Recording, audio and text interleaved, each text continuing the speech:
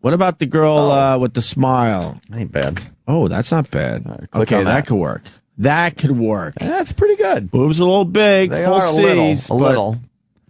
Yeah, you could fucking have some fun with that. All right, we got your boobs then. All right. What kind of hair? You want to go wild? Oh, I don't want a fucking big. Do you want chopped meat afro hair? or chopped meat? No, you don't want chopped meat. You don't want chopped meat hair? No Do you want to go afro? Put black chick hair. I'm assuming you're gonna need that flat, right? I'm gonna need. You're gonna need that hair flat. I would say go a little wild. Go a little wild. Yeah. Oh God. Go a little wild. No, I don't want the chopped meat. That's not chopped meat. That's ground round. Look at that. That's Chuck. Go a little wild, like fourth girl in. No. Yeah, like no, that. That's Wanda Sykes. That's not Wanda. It's her hair. Shit. Go down the long hair girl. Which one? No, up a little, in the middle, dead center. No. Oh, I see. Dead center. Down. No, down. Right there. Yes. So that's more like wavy. Yeah, that's like that curly fucking Beyonce hair. Down to her breasts. Yeah. What about that? Beyonce hair. How about that? I don't want the Angela Davis afro. Come on. I don't want the fucking fist in the air. Go with the O.J. Simpson afro. The O.J. afro. The girl from Clueless, Paul from Long Island. Yeah, he nailed it. Yeah, that chick is pretty good. I mean, she might have all the parts we're looking at. And look who knows her name immediately. She's almost 50. Yeah, I don't need that. What are you talking about? She is old now, but I'm talking classic. How old is Clueless? Mid-90s, 94, 95. Yeah, wasn't she also in Lethal Weapon? Wasn't she the daughter in Lethal Weapon? No. No? She's Put not. daughter from Lethal Weapon on there. Let me see her.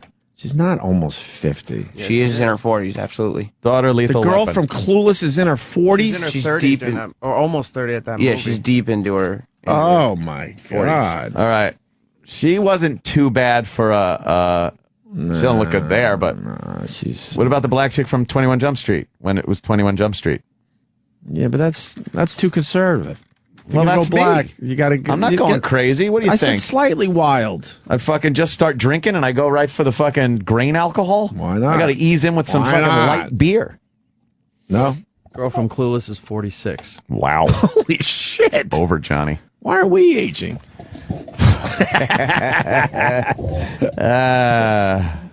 No, I don't want Rihanna. No? Wendy Williams. No, I don't want Rihanna. Why They Rihanna? got that giant billboard of Rihanna up in Times Square. She's pretty sexy, man. That fucking thing is What's so wrong with her? goddamn retouched. But what's wrong with Rihanna? I'm just not feeling it. Why? Look at that. Are you kidding me? We got a naked photo of Rihanna. Look at that. Look, if that's her, that ain't bad. That's really nice. Let me see another one. I need a second opinion. Second opinion, she was completely nude there. What are you looking for? Well, I don't know. I don't Let know. me see. Yeah, okay. She ain't bad. What about the ass? She got big ass? No, she's got the white ass. I want that basically. Nicki Minaj ass. Is that really her ass? That's a little. That's a deep meaty. crack. That crack is. Norton That's would the love abyss. that. Norton That is a- loves the deep crack. That is a dark crack too. Like it's fucking. There's shadows in there. Does the darkness scare you? Yes. Yeah, I'm with you. It's scary. I don't like deep cracks. Yeah. Scary. You don't know what the fuck's in there. Oh, what's in there? It is. It's frightening. That's like oh, going. Man. That's like going noodling. You don't know what's going to be in Noodling. there. You stick your fingers in there and a catfish grabs it. Fucking. That's she got, but that looks good. But you see how tiny her waist is. Yeah. She's hiding a little with that elbow. But see, that's what I want for you is the the waist has to be tiny, and then the ass moves out a little bit more than white girls. What about the lady that wrote? No, I don't want What? the lady that wrote me a parking ticket. I don't want fucking Michelle Obama. They're bringing up, I don't like no. Condi Rice, no. Beyonce, no. What? Beyonce's got a big fat fucking ass. Big fat ass. Sam, you are no judge of this because you have dipped into the forbidden fruit. Well, Oh God, look at her fucking ass. It's terrible. Beyonce's spent. She's overrated. She's She's got a very nice face. She looked good in that Austin Powers movie. But she's got a very nice face, but the rest of her is there's problems there. Haggard. Big Why doesn't fat anyone ass. say it? There's problems. She's out of fat proportion. No, I don't want Rosa Parks. Alicia Keys has the weirdest fucking body I've ever seen in my life. Yeah. She's another one, very pretty face, but I don't know what's going on there. We have a guy that went to school with the girl from Clueless. Oh, yeah? I guess it was his day to call to brag about it. He's gonna fucking Like, finally what could he has a story. possibly add? He's finally got a story. You want to just go with it? Why not? Why not? Doug, you went to high school with the girl from Clueless. Yeah, and I'm not calling a brag. Not at all. I just wanted to tell you sorry. how old she was, because I went to school there. That's the only reason I know. But we already said how old she is. Oh, I'm sorry. She's 40. She's 46, according to our investigating. Yeah, exactly. She graduated Paramus High School in 1984. It was probably when I was calling in. You guys mentioned that. No worries. I'm just. No, but she was very cool. You know, and she was beautiful in high school. Beautiful. I don't. Oh yeah, you dug her. Yeah. Yeah, you know, as a matter of fact, I was in a band in high school, pretty well known. Yeah. He's gone. I gotta take a leak. Yeah, we got our food here. So what do we learn today? Ant's gonna do a black girl, hopefully. Well, we're still working on it's maybe a fantasy girl. Maybe re-signing. They don't exist. We are like the Yeti. It's the best of O&A. Stay right there. We'll be right back.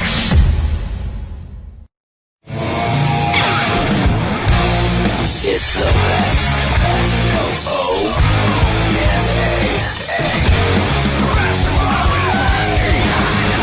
What the fuck? You don't say Hey, Tim Brewer. Are you doing the stuff I saw you doing? 45. Fuck, man. You're We are about a fucking decade old. ahead of me. Jesus Christ. We're all old. You used to be the really young guy. He was the I kid. know, I was or the one of the baby. really young guys. And now you're 45. true. How many Brewer kids was you a got? kid. 3 girls. 3 girls. The Fuck. oldest is 13. I got a little kid hanging around the house Oh, now. man. I can't but think believe he's how old we gay, are. I'm not sure. I do, but I can't say that because I don't know if my neighbors listen. Yeah, you can't do that. Can't I say think that. the kid, I'm pretty sure Yeah, the kid something is going on. He just the kid doesn't know helps yet. my wife decorate. Oh shit. Oh, yeah. No, you're good. You're good. Yeah, no, I'm pretty. Yeah, I'm that's pretty a confident. good problem to have. He's like, Mr. Brewer, your new shades match your walls. What 12-year-old child knows says that shit? None. One that wants None. to fucking Right, and this is keep what he coming said to the yesterday. He house said, without the father thinking anything. he goes, I want to know I'm not over welcoming my stay. Am I still okay if I could use your pool? I'm like, yeah, you can do. Yeah, he wears a collar shirt. Yeah, I think I'm all right. No, you're I'm good. all right. You're I good. think you're good, man. You're good. I feel confident. Yeah, no, you're all right. She's 13 and she looks like what? 18? She looks like she's 18. Yeah. Well, that he is really. Maybe he's really smart, and maybe he's throwing the Yeah. fucking sight game That's what I think. Good one. Hey, That's Bill what I think. Smart, man. He's pulling a Bull Russell. He may be doing that. That could be. Imagine that. He's like, hey, listen, I'm going to make your dad think I'm gay. So he has no idea how deep we're going in this relationship. Man. Because even that, like, he'll when he talks to her, he stands really close, and he frails with his wrist, but he'll touch her arm and stuff. But she doesn't give an ounce. She doesn't give an ounce. She doesn't give. Have you spoken to her about how far the relationship's Yeah, gone? she shuts it down instantly. She's like, no, Yeah. no. Where she No. has clearly showed who she's liked. See, but she's a smart cat too. I don't know if she's playing with my emotions either. Look at you. You got to fucking try to figure all this Dude, I'm shit gonna out. start Makes you dressing like a paranoid. transvestite Let me just tell to you keep something. boys away for the next 8 years. I'd hang out with you more. That's the only thing that'll keep chicks away. Yeah, you would. Yeah, you would. You may even be able to buy me. Fucking mind games that are going on. You got to figure out if they're bullshitting you about their sexuality. I know how Wow. to change it. I'll bring them to Fucking the do movie that. Spider-Man. Let them Yes. sit in the back. And then what I'll see happens. what's going on. That's what the kids do now, too. They sit in the back of the movie. They want to get dropped off the movie theater. Oh, shit. That's what goes on in my town. I got a lockdown in my town. Dropped I hear off at the movie all theater. this They going sit in the on. back. And they pretend they're seeing the movie. They wait till you turn the corner and they go suck bass and this and that. This and that. Yeah. Dude, it's a nightmare. I love that he's saying this like this is a brand new thing. Well, to me it is. This is what we used to do. I remember fingering a girl during Friday the 13th, the original movie. During the Defiant one, some guy got blown. That is defiant. It really is. Oh my God! I wasn't in that world for years, though. I was Yeah. playing stickball until I was 15, 16. Yeah. Playing hockey. No chicks though. Come on. I would show off for the chicks, but I wasn't. Yeah, you weren't. It wasn't happening, right? No, That was all Like that there 14-year-olds. was. That was all we wanted, though. As like my crowd of guys I hung out with, it was just That's all any of us go find wanted. shit. We just didn't and get of course, you knew every girl wanted a fucking '69 Nova full of degenerates. Right. That's, you got any friends? Right. It's the last thing that's they wanted. 69 no, but now that's you know how much that car's worth now? It's fucking crazy. Not after I was done with Jesus it. Christ. The Plymouth Duster. Remember Plymouth those? Duster. Another great one. My brother had a Duster. Let's go out in the Duster tonight. Fucking Duster. A. I had a Nova, Chevy Nova, 73 Nova. Hit the gas, That's faggot. 3 weeks. Nova. What are you doing? Yeah, hit the one. Get big fucking tires in the back, faggot. Get the J.C. Whitney catalog and fucking get some good shit for it. Yeah, that thing loaded down in the back of, where was it? Green Acres Mall. I was the only white guy. Green who ran Acres for my Mall. Where life. the hell is that? Long Island. Valley Stream, Oh, Long Island. Jesus. Valley Stream. South Shore trash. Chris, to I love think it. of it. South Shore, white trash. South We Shore's ruled trash. the Long Island. The fucking expressway is like the Mason-Dixon line of fucking Long Island. It really man. was. You stay over there, I'll stay over here. Stay over here. What The would Carl North Shore. think? What? What would Carl think? Oh, Carl. Wow. I can't believe you brought Carl up. My favorite. My favorite person, living or imagined. I knew Who's he Carl? would be. I don't remember Carl. You guys just, he knows why he's coming down the street. Hey, listen, the jungle's back the other way there, LeBron. You're out of your neighborhood. There's no fruits in these trees, if you know what I'm saying. Yeah, it was one of those neighborhoods. It was one of those. Meanwhile, that was my dad.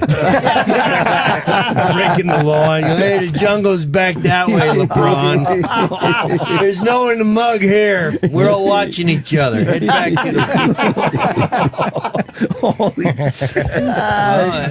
Hey, did you ever do more of the 90s, 90. documentary? What? You ever do more of that documentary? No, but I think I'm gonna. You should, dude. You should. Well, I've been man. thinking about it, and I think I may do it in the fall. I almost called you once from a lobby. I was just thinking of you, like, fucking, would you keep filming? You got more there. No, you're right. I'm gonna film in the fall. What's the documentary? Him and his You would old like man. it. What is it? It's. I took my dad on tour. He was 84, 85 at the time. Brought him on there. He's a World War II vet. Never talks about shit. right, of course. Just talks about chick. Like he'll, if you ask him, "Hey, what was the war like?" He go, "Australia was fantastic. Had us on leave for 2 weeks." And that's all. Right. All he'll go. So it really was about. You know, I know he's not going to be living much longer. He's Right. starting to get senile. Great idea. I brought him on the road. It was touching. It was sad. It was a little disturbing at times. It's really good. And it is Really It's- good I movie. fucking love it. It's From what I saw, best That's thing I I've ever done. love. That's right up my But the alley, man. conclusion should be there's more information now. I think he should film more with his dad now. And, Yes. He's getting worse. see if you can talk about the war. Maybe you can get him to talk about You it. know what? They won't. They won't. They won't. I try. You see in the documentary, I asked But him that's a million okay. I mean, times. that would be interesting to watch you try to make him talk about Well, it. I not that you'd watch it. I give you. I would and watch that's- it. I probe him literally every fit. We go to dinner, and I'll go. So what was the worst place? And he'll go. Well, what the fuck you want to know? Yeah. And I say, which island was the worst? He goes, they were all worse. Hey, look at that hot ass. Oh, shit. Yeah, he doesn't want Just to. deflects, yeah. yeah, He yeah. deflects. But you know what? Shit. I have Alzheimer's now. Like dementia. I was going to ask you something when you were. So does he mind the cameras when you're shooting him? No, he's a ham and Oh, he's okay. a scene stealer. Oh, okay. Like we're in. What's great is because he's older, so we're in a diner, and the chick comes up, and I had to edit a lot. I mean, he drops c words. He's really. Are you ever You I got to had keep those in. I had to edit. That's great. Come on. Were you ever embarrassed? Oh my god, yeah! Like the one place we were at, we're in the diner, and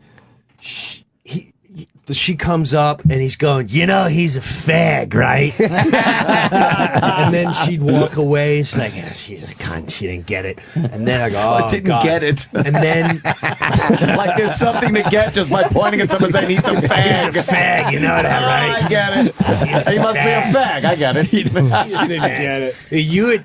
The best thing about him, I used to introduce him to stars, like whenever to start, and by far the best ever. Now this is years ago. It's Paul Abdul. Just this will explain my dad. I go to the bathroom. We're finishing the SNL party. I go to the bathroom, and the party's 5,000 people there, and you're kissing hand. Hey, you fucking great. Hey, you're great. Let's do things together. I come back. Let's do things together. Do they say that at the parties? Oh my God! Every single one. Yeah. Like, yeah, man, we'll keep in touch. Yeah. I'm still looking for a job. Yeah. I come back, and Paul Abdul is with him, laughing. He's naughty. I said, what's good? Yeah, now I already know. Some of the things he's been laying down. He goes like this, which to me is still the greatest thing I've ever heard in my life. He goes, Paula, you like playing puppy?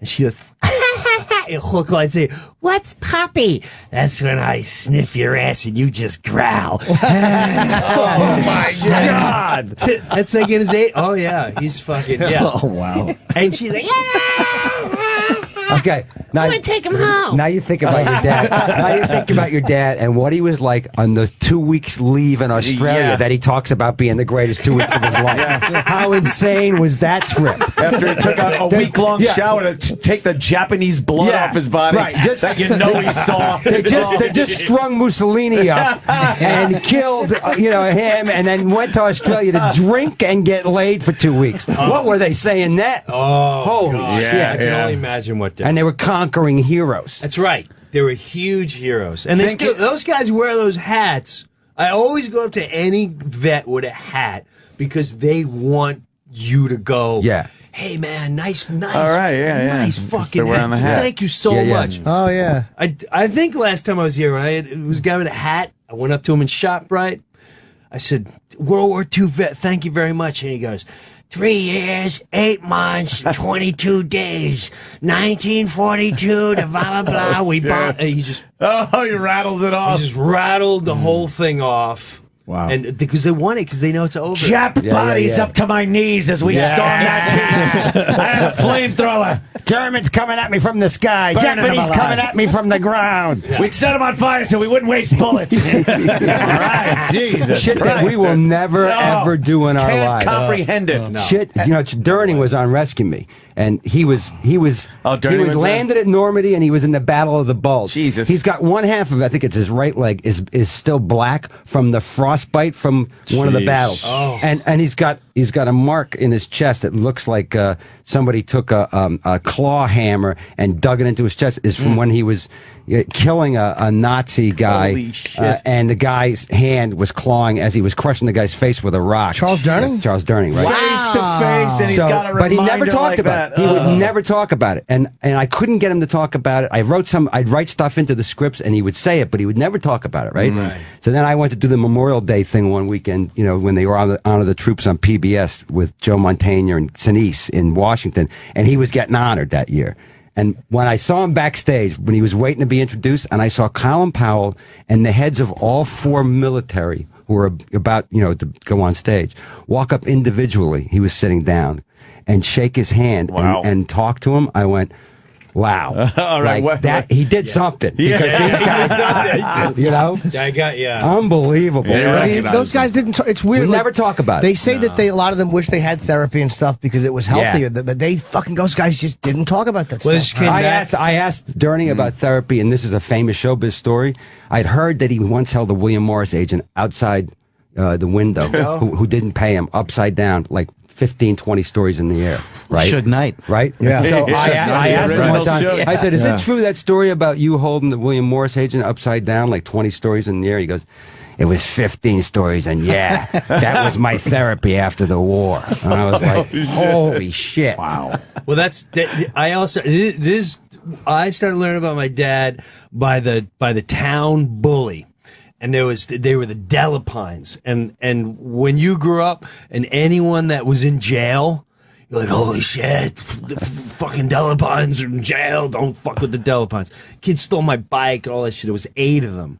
3 of them were armed robbery. They're thrown in jail for armed robbery. But they were out. So, cut to, I'm 12 years old. And this is when I realized, like, there's something fucking off with my dad. My dad he's a little guy. He's smaller than me. The main Delepine is on my front porch. He rings the bell. My dad's already passed out from the fucking beer. My mom's 3 martinis in. That was the routine. My dad's beer is fucking Sue Simmons. He's out. Sue Simmons. Goddamn monkeys. All monkeys. All monkeys. Let's guess who did that. Monkeys. Oh my God. Stay out the scene. Stay out the... Oh my God. They're out. They're out cold. The door rings. Delapine's at the front door. I instantly have a heart attack. I'm so scared. I almost start crying. And he's looking right past me. He goes, "We want to talk to your father." And I went, my father's sleeping. And I look out. I swear on my children's lives, there's 3 of them on my porch. And there's 2 standing in my walkway and more outside their car, leaning against the car. And I go, my dad's sleeping. I feel a claw grab me, pull me aside, and my father walks out on the patio, and he goes, "What is it? Fucking 1, 2, 3, 4, 5, 6. How many car? Yeah, 3 fags. There's 7 of you for one little old man." He goes, "You may get the best of me, but one of you gonna fucking die." Which one's it gonna be? Is it gonna be you? Is it gonna be you? Which one of you fucks are gonna die tonight? Because you're gonna watch one of you fuckers die. And my mom's like, "Jesus Christ, Jim, get the goddamn house, and we're calling the cops, and his son's a cop." And the whole fucking now the oldest brother's going, you hit a chain. You hit my little brother with a chain." And he takes out of his back pocket the dog leash, which we had a poodle. A little poodle. And he's like, "This is what you're worried about?" He goes, "Again, you got 5 seconds because I want to get it on. Who's going to die?" And they were like, "Oh, we really apologize. We didn't fucking mean it." And they left. And that was a defining moment the rest of my life. I looked at my dad like, "Were you fucking crazy? Do you know they have guns?" He didn't care. Guns. I would have loved to have one of the Delepines die in that story. Right? Yeah.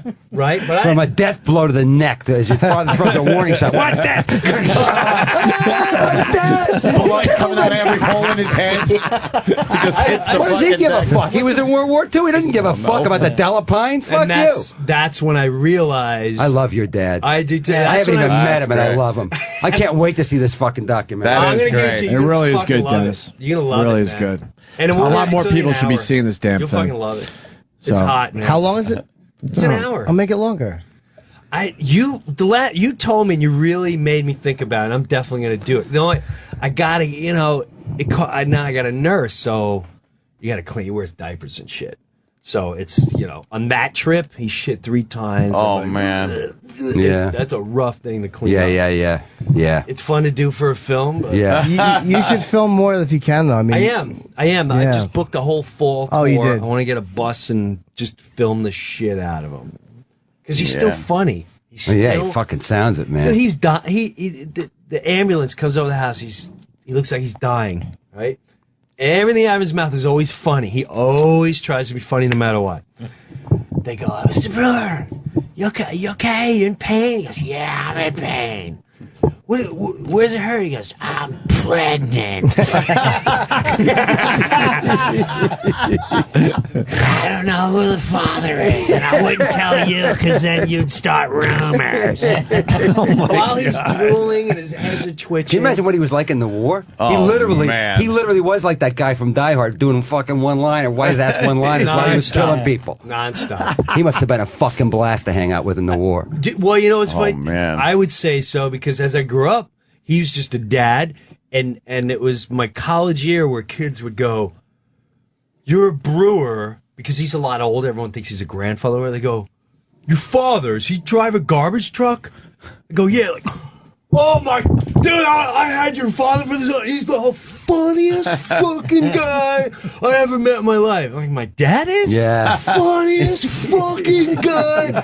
And as I got older, I mean, he started fights at town halls. He was what a hero. He was the clown of clowns. What a hero. But I didn't realize as I got older. So that's another reason I made the documentary. Like, He never had any war buddies come over or anything like that? They all worked together. They all it was really sad. They all worked together at the sanitation place. They all got each other jobs. And two of his best friends died of a heart attack. They were all heavy fucking drinkers. Yeah. Can you blame them? No. One right. one hung himself and one shot himself. Jesus Christ. My dad was the only one. Wow. My dad was the only one. That's that made it out of hardcore, his man. Group. Yeah. That's crazy, right? But that makes sense, doesn't it, when you think about it? Oh, like man. the horrors that they saw. What they must have been through. You can't even fucking But he fathom. never. And what I thought was amazing, which I brought out in the doc, is that he never put all that on me. Right. He was just a dad. Right. He was Right. there at the games. He was at the thing. He never was like, you fucking. Even when I had my dangling cross earring and Judas Priest on the bag, like, fucking Judas Priest, dad. And the singer's like, hey! He's like, that's great. That's great. It's great music. Never. Kept it inside. Can you imagine what he would have said? No, can you imagine? Oh my God. I do. You gotta love the him for more that I shit, know, man. the more He's I- fucking A. What a He's guy. all right. He's What a all guy. right. Yeah, he could have been that. I defended the country for this shit. Yeah, this is what I To wear your defended. faggot earring and fucking. How's your mom I just doing? love that he was out cold. Yeah. Just that story about the Delapines where he's out cold and after Sue Simmons. But as soon as there's a whiff of trouble for his son, he's not only is he wide awake, he's moved the son out of the way and is taking on 15 Delapines Threatening death. and doesn't give a fuck because at least that's a dad. That's like, a dad. Fuck you. Hilarious. That's Yeah. a dad. I And love there that. was like 2 or 3 of those incidents that I'll man. remember forever and ever. Fucking great, bro. Fucking animal. Yeah, really. Yeah. 10 brothers and sisters, 5, just the opposite of Band of Brothers. All 5 went to the war, all 5 came back. Wow. One was Wow. shot down in Germany, one was a prisoner of war. I know. Wow. They all Crazy. fucking came back. You know, my Uncle Jerry came to this country and was here, and to get his citizenship had to join the army. So he went to Korea and fought. Again, came back, and he was fucked up, and it was shrapnel. He always acted like he had a great time, like it was the easiest thing in the world. But when he died, and the guys that he served with came to his funeral, this is like 2 years ago, we started hearing all this shit about, we used to be afraid of him because he was so fucking crazy. And they showed us pictures. Shit. We're looking at pictures of him on the front, and we're going, he fucking told us he was like back, behind a the motor seat. pool Yeah, back never in the- said anything. It's like they fucking locked They it locked up, it up, threw it away. throw it away, whiskey. And they, that's why. Whiskey. Whiskey. Whiskey. Smoke, whiskey, whiskey. Whiskey, smoke. Right? And meanwhile, you're going like, you're thinking everything's fine with him. Yeah, Now when he dies, you go, fucking guy was crazy. Right. Right? Right. Thank God he didn't kill you. Right? At some point. Thank fucking God. When I think about how scary our dads were, about like when we fucked up, I don't know if your dad ever threw a shot at you. Oh, man. But Yeah. my Never dad threw a shot at me. My dad threw a shot at my older brother who challenged him once, Kiwi. Kiwi was he came home drunk after a fight. My uncle Danny was a police officer, called him, said, he's fucking in a fight with a bunch of guys with shovels. My dad was like, that cocksucker. And he came home and he walked in the front door. He was already drunk and he went to the refrigerator and he opened it up and he grabbed a beer. And my old man went, you crack open that beer, I'll knock you out with one fucking punch. And my brother was huge. He's bigger than my dad. And he cracked the beer and I'll never forget it. He hit him. And it was like slow motion. He went backwards, and his head hit the linoleum. He was already out. So hard. My mother went, you killed him! You killed him! And my old man, he hit him, and he walked away and lit up a cigarette like I told him I was going to fucking hit him. Right? There it is. This is But my when you think about what's really in their heads from World War II, Right.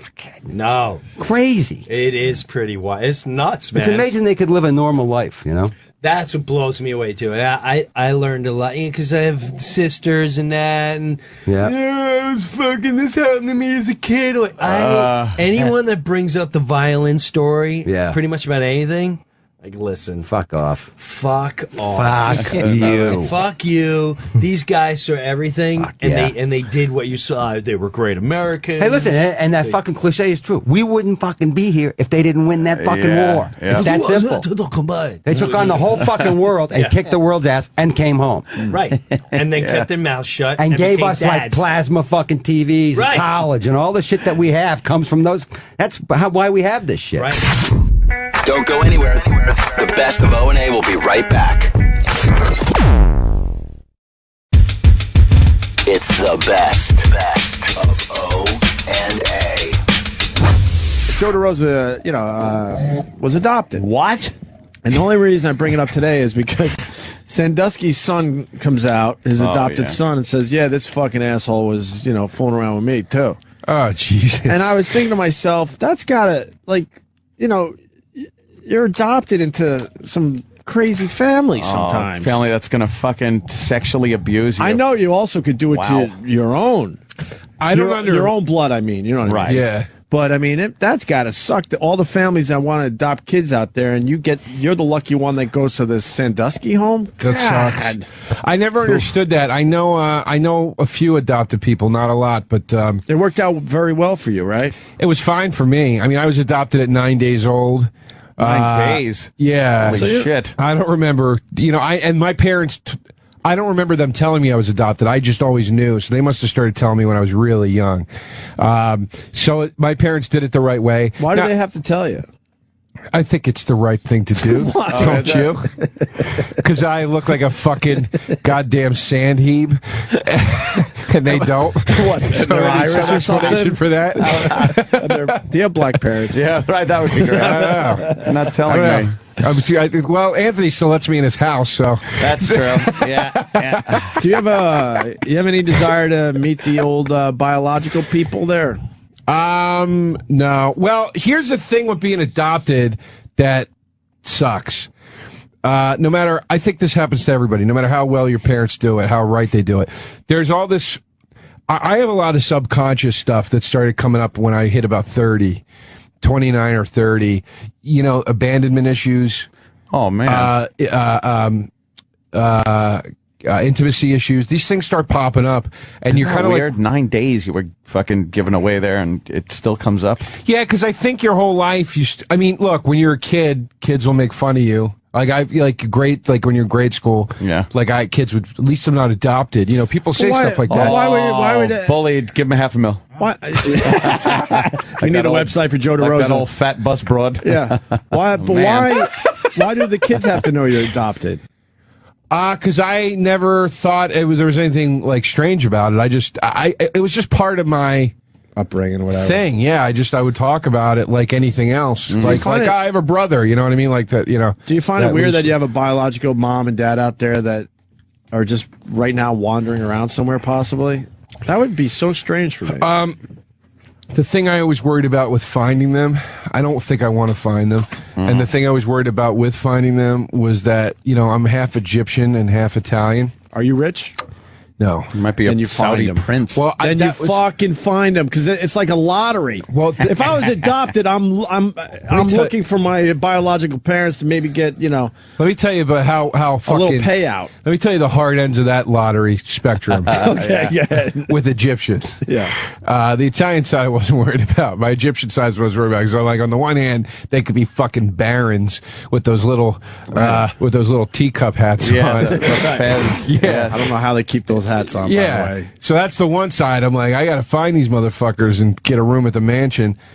The other side is they live in a market where they have a monkey that steals them apples every night for dinner. And now you got to take care of them with the little you exactly. I got to free them like it's Temple of Doom. Fuck that shit. I'm not doing that. I would take a risk. I would take the risk.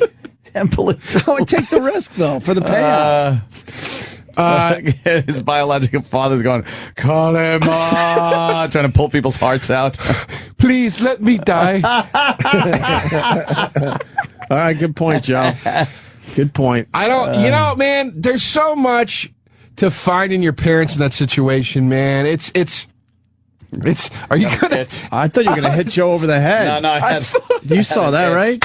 Sorry, I was just scratching my back with my. But it looked like you were going to wobble. Anthony just picked up the flute. You thought he was going to hit me? I thought he was going to start playing Arab music on it. Oh, I could. Wait a minute. Here we go. He'll come up with something.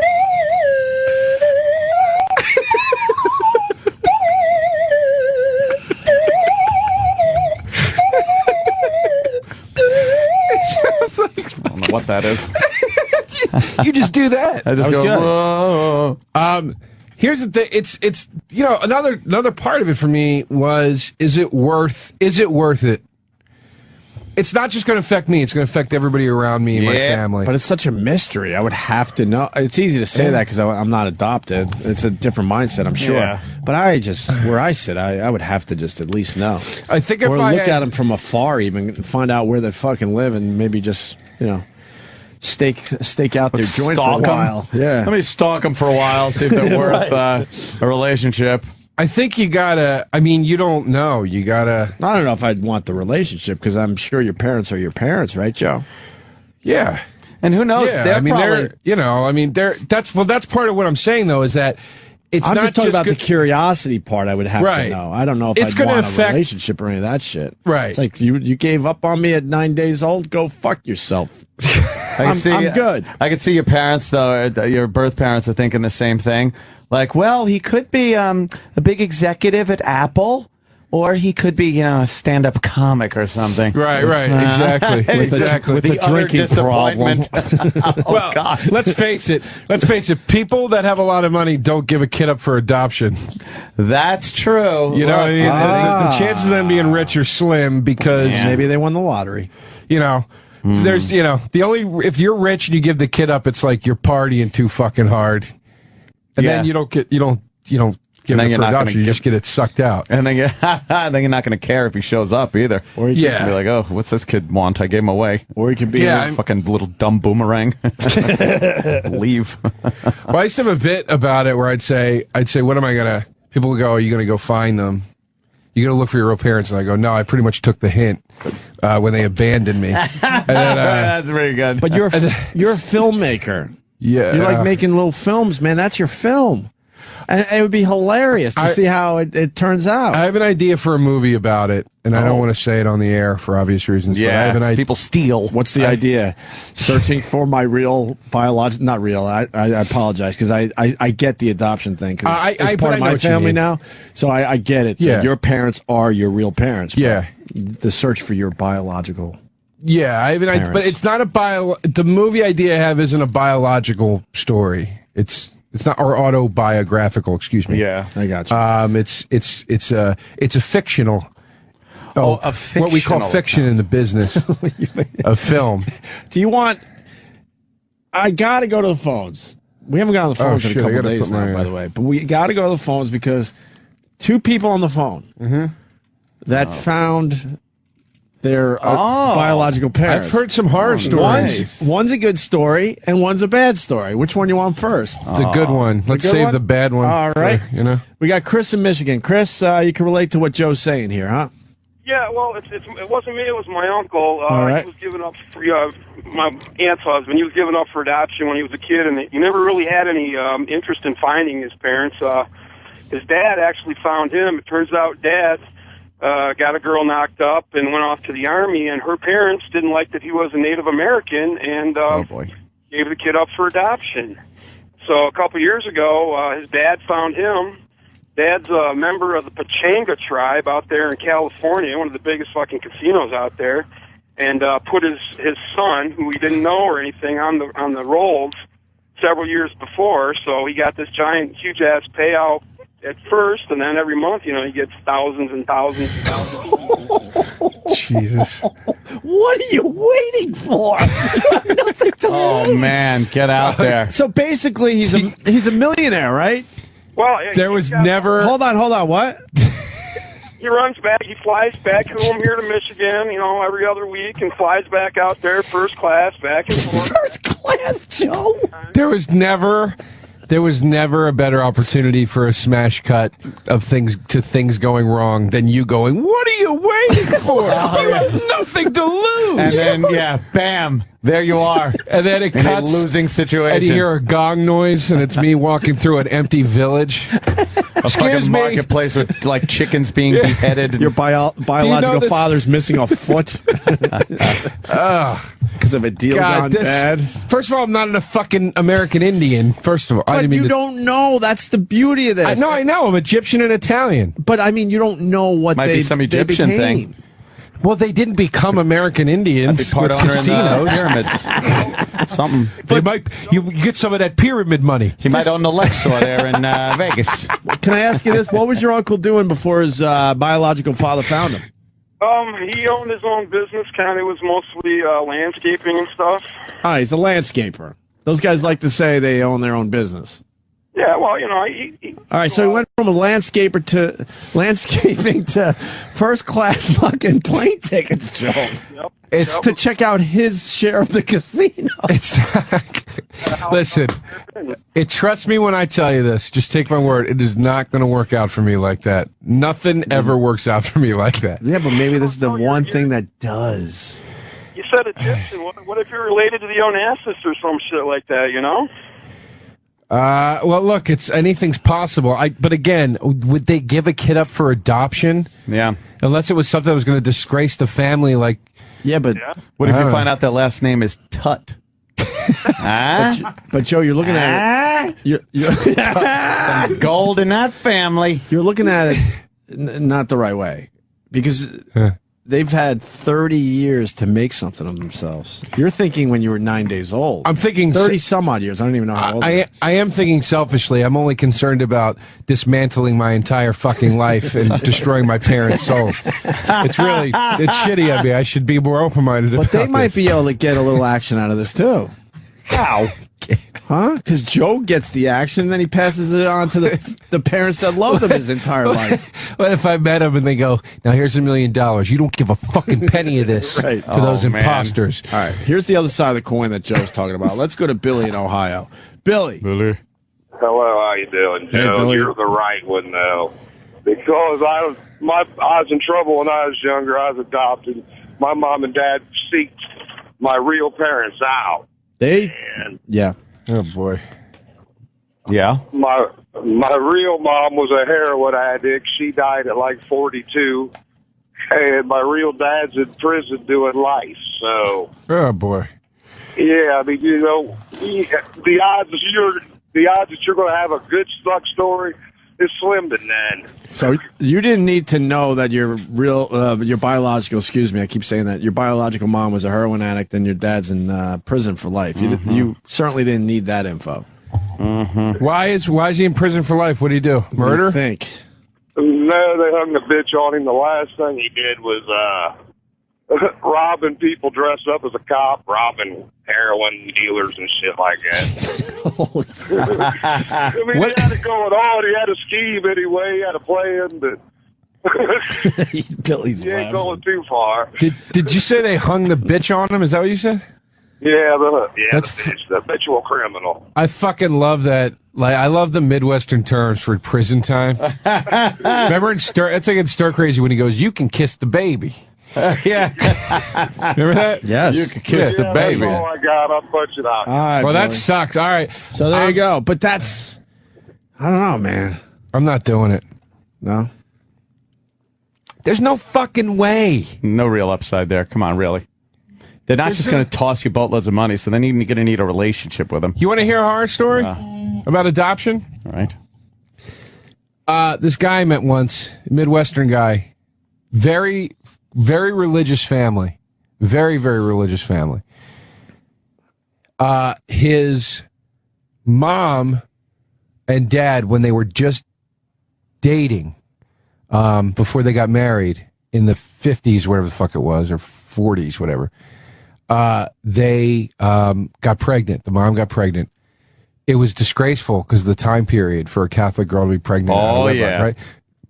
They sent Did she have to go to the town? Dude, they sent her to a nunnery. They used to send him away. Yeah, they sent her to a nunnery so she could have a baby in secret. They took the baby, put it up for adoption, and she returned home. Years and years and years and years later, when this guy was like in his 50s, his older sister comes back. The father will not recognize the daughter as his blood. Refuses to. Refuses to recognize the daughter. And by the way, this story came directly after a story about how this guy was such a man of the church that he donated like $1 million to them and got to go on a private tour to the Vatican where he met the Pope. And this fucking asshole cocksucker won't recognize the fact that he's got a daughter. Damn. And he sits there with like a bishop, you know, at the Vatican or whatever, praying like some kind of holy fucking whatever. I say fuck too much.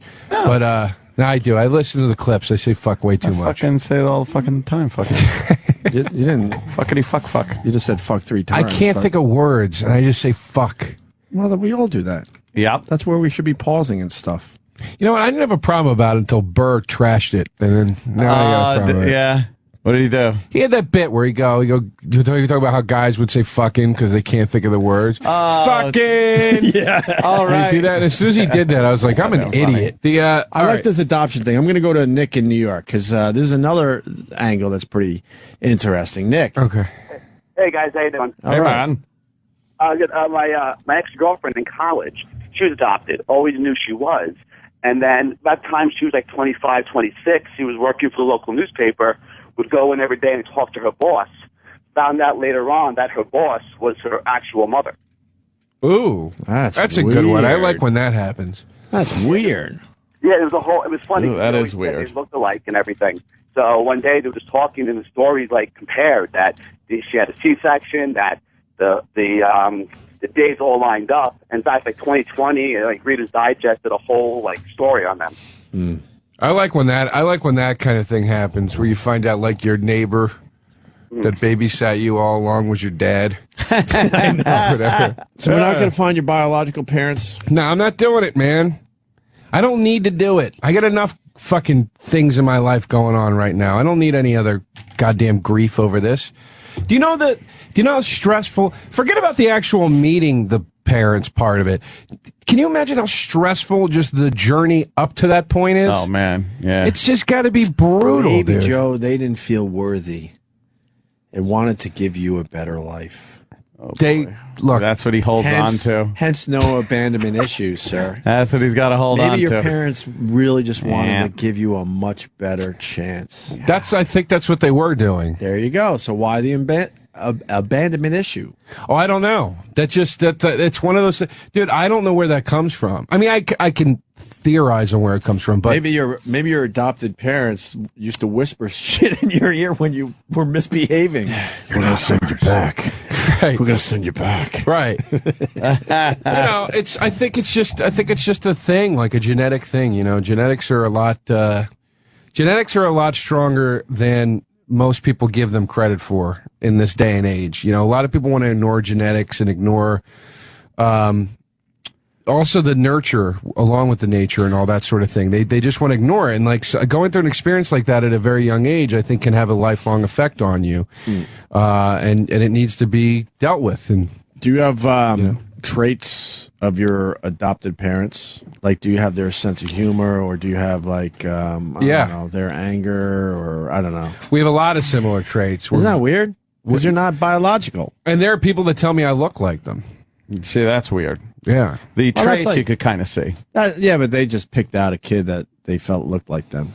It's kind of like not how it works. It's kind of like when you see people walking around with dogs and they look funny, and they look like their dogs. Right. It's the same shit. You just pick them. There aren't cages. You don't get to just walk and point at a kid and go, that one looks good. I thought that's how adoption worked, like a pet store. Right. Yeah.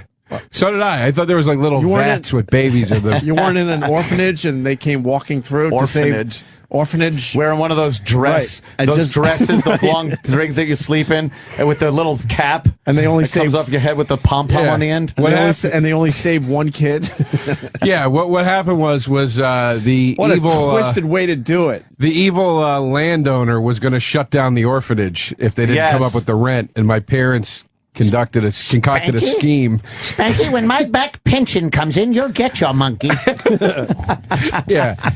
No, so I mean, it's look, There's just things that come along with it. I don't want to. All right, we can move on. You know, but I just find it fascinating. That's all. Because I got some adoption stuff in my family now. It's very hard. I find it very interesting. That's all. Very hard to adopt. Not cheap. Yeah. I mean, I think when my parents did it, it was a nice much more white affordable. I hear It's you. true. I hear you go to Texas. I mean, if you want like You want a special needs child. if you want an Asian or that kind of thing, that's well, of course. I've always Why wouldn't equated you that want an Asian? like if the adoption agency was a Sam Goody, the Asian kids would be in that $3 bargain. Oh, you think? Because they're just like getting rid of them? I don't know what's going on There's over so there. many. It's an overstock of That's Asian because kids. once you adopt one, one day later, you want to adopt more. All right. You want to know how I feel Hacky about that? Chinese food joke. Because on the Upper West Side, you got some of these ladies that adopt, right? Ladies! And you see them where they have the Asian kid, and I immediately think, and this is going to be horrible, cheap and lazy. Oh, wow. They got cheap and lazy with their adoption. It does seem like it's easy to go that route, the Asian route. I isn't think it? you kind of give in instead of going, you know what? I want a kid that's more Well, here's more why. like me, meaning, you know, I'm white or whatever. Here's why. That comes from a culture around the world that really just casts off children if they're not the type of child that family wants, especially girls, you know, if they want boys and stuff. Yeah. So there's a lot of them available. It's not like they're just giving away, you know, white American kids. I would dare to say they do not have the adoration for children in Asia that we have in this country. Nah. When you see a homeless lady in China and her kid is missing eyes, and you go, I'm going to give them money, and then the guy that's taking you around China says, don't do that. She poked her kid's eyes out on purpose to make you feel sorry for her. That's what people do around here. All right. You're like, How do you okay, know that? this is a different. Oh. Well, a Chinese guy told me, and he lived there. Wow. So that's all I know.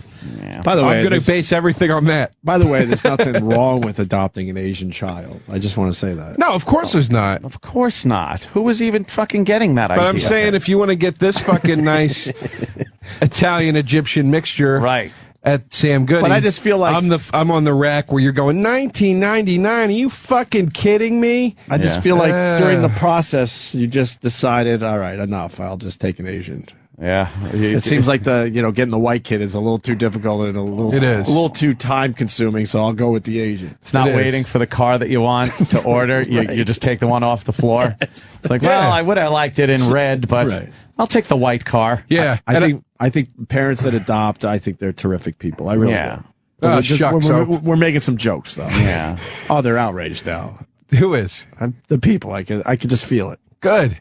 I can feel it. Good. It's not my fault you fucking went cheap and got an Asian.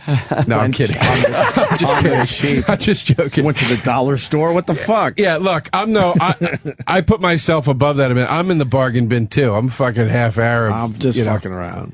No, I'm saying it about myself. I hear Texas is the place to go now. For Arab kids? No, just to adopt in general. That's like the hub. That's the hub for adoption. Fucking wasteland down there. People will call. They'll back me up on this. For some reason, Texas has become the place. The hub. If you want a fucking hills have eyes nuclear baby. Why? That lives in a mountain. Out in that fucking desert. I don't know. I just thought of that. And I thought it was funny, and it wasn't that funny. I would take a Texas kid. I would take a Texas kid. Well, yeah. Why wouldn't you? They come from good stock. Do they? I don't know. But you know Texas what? All right, I'll tell you discarding this. a lot of kids? I would adopt, actually.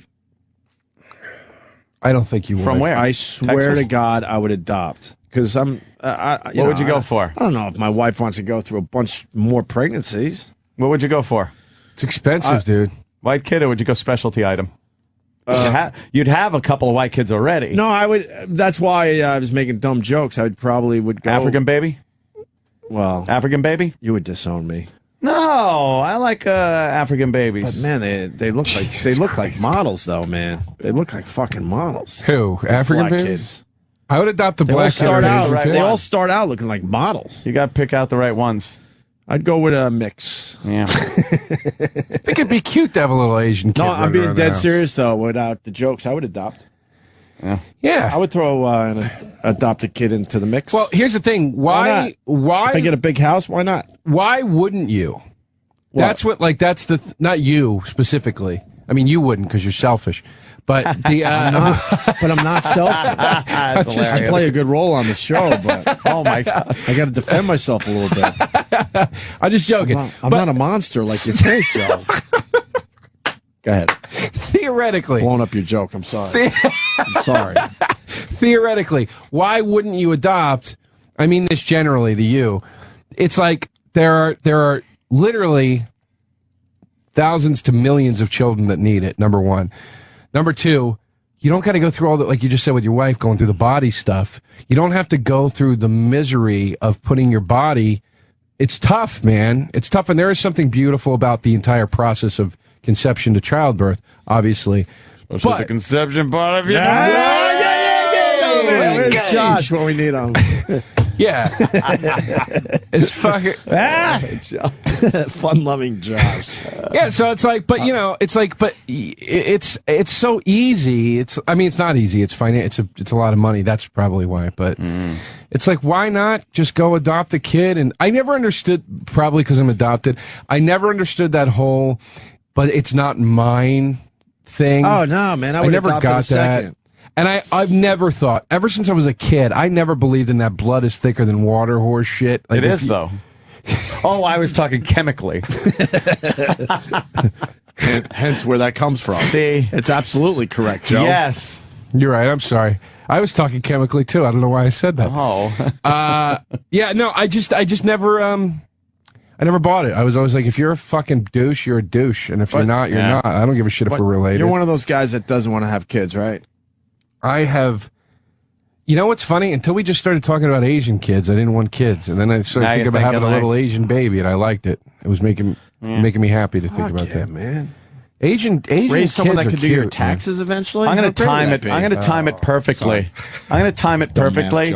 Where I'll adopt a kid, and then it'll be just in time for them to have to take care of my fucking floundering ass. There you go. I'm gonna that way I avoid all the child shit now. But you would be and perfect. The wife and you would be perfect for like a Soon Yi situation. Oh, I need someone that's like, where it starts out as a kid and then you marry it.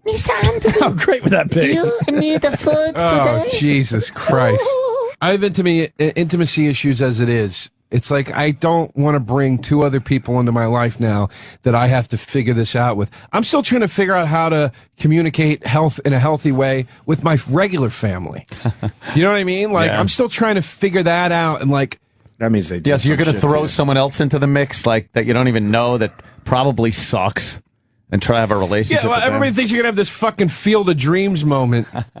What a catch! Two fucking old people standing in a That'd yard. be hilarious. You throwing a. Oh, Dad! Throwing a baseball around. Ew! How gross is that? Yeah, You're trying to it's say not going that to be Ray Liotta. No, it's not going to look like Ray Liotta. You're trying to say it doesn't work out that way usually. Never. No, it's not going to look like Ray Liotta. It's going to look like Sala from Raiders of the Lost Ark.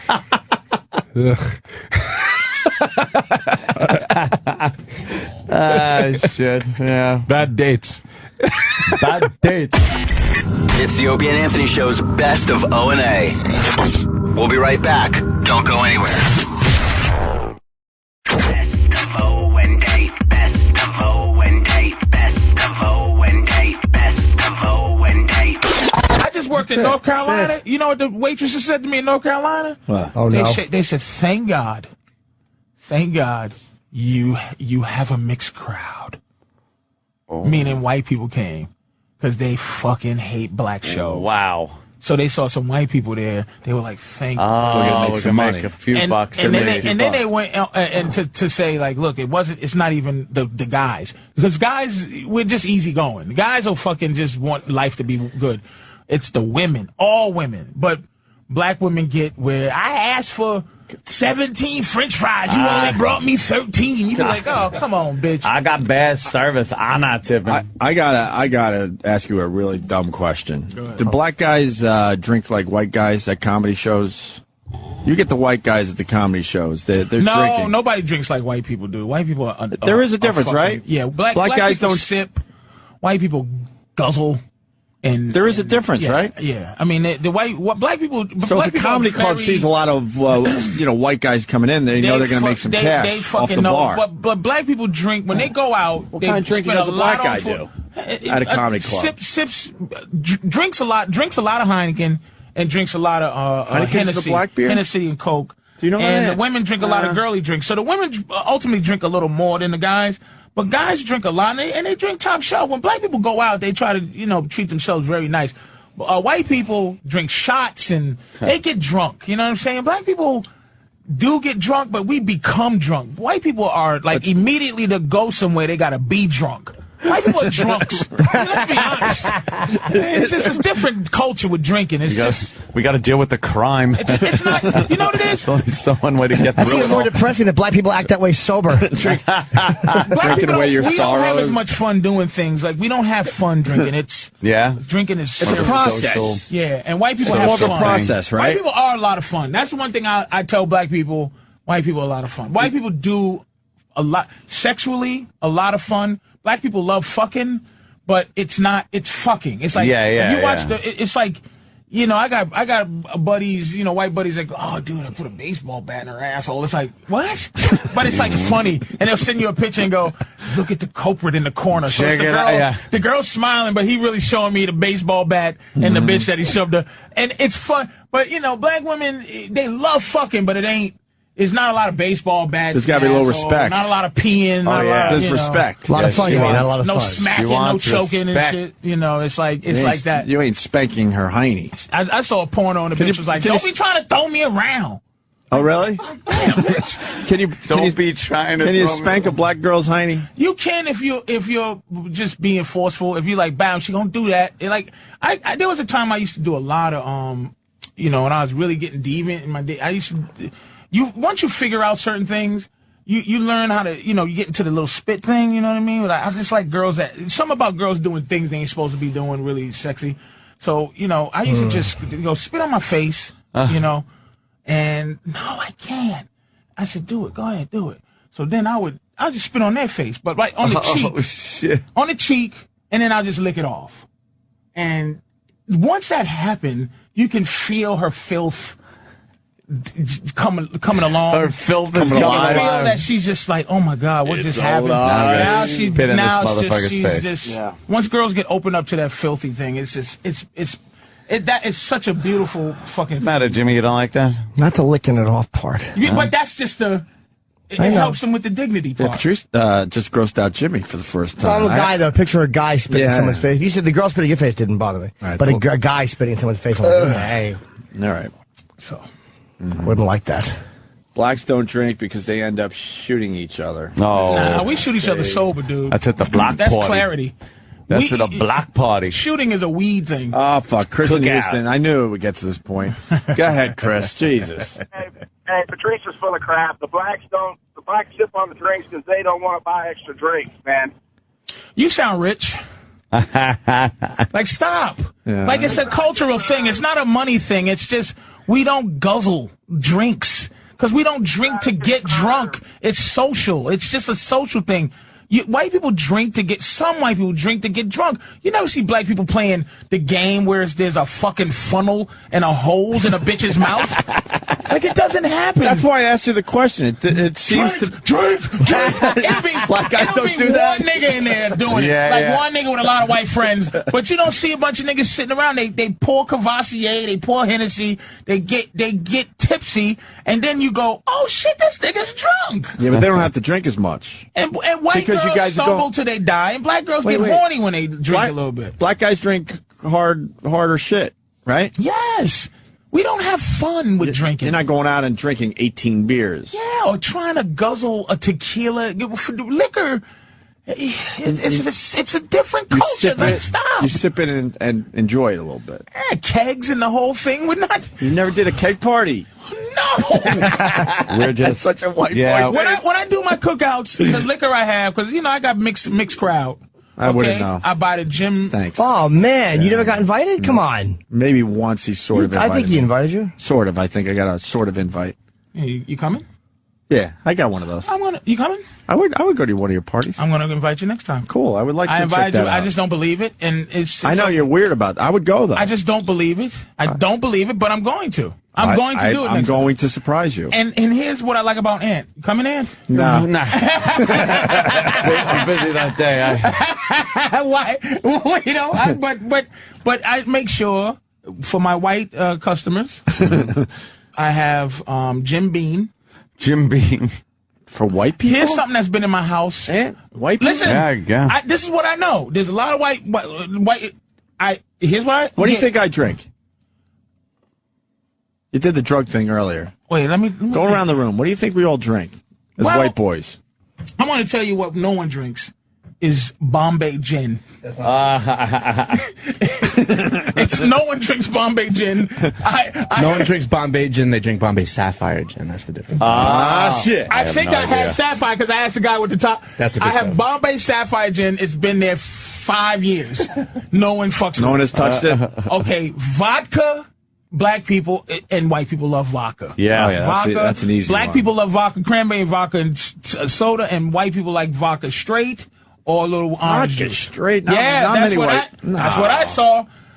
Really? Black people love Kvasse, any cognac. White people do the Jim Beam, little whiskey, and for beer, I get dark beer for white dudes, like a Red Stripe maybe, or a and Corona for white people. If I didn't make a choice, 2 beers, Corona for white people. You got me. Heineken for black people. You got me. That would be easy, right?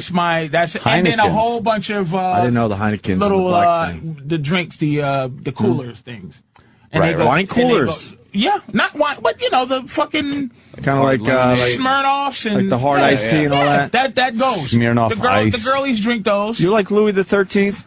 What's that? Is that cognac? Louis Trey. I don't drink. I just, No, I mean, I buy friends, I guess. Hennessy and Yeah, Louis I Trey buy would be huge. Cavassier. I might give him my Louis In the Trey. community. That's too much money. That's like $400 for that bottle. Isn't that like really expensive a shot? Yeah, we Yeah, got I'm that not- I from who Oh, gave tequila. Sorry. Who gave that to us? I bought 1800 one time. Oh, yeah. Which is the dumbest. I tried to do that cap thing. It's the stupidest. What's thing that? ever. The 1800 tequila. It's just dumb. Crazy. It's just Why? dumb. Because you can't pour it in the cap. No. It's impossible to do the cap thing. I don't- The thing with the cap, he goes, here's their, this is their fucking And I'm thing. confused. What is this? I don't know. This is I know the what you're thing. talking about. You know, the big tequila is what's the biggie? Cuervo. The major Cuervo, one. Jose Cuervo. Not Patron. Cuervo, Patron. That's Yeah, the one. Patron Niggas now. gotta have Patron. So Patron, and then the one under that is fucking 1800. And you put this 1800 shit, and it's supposed to be, hey, what can your cap do? Like the thing is, my cap can make a shot.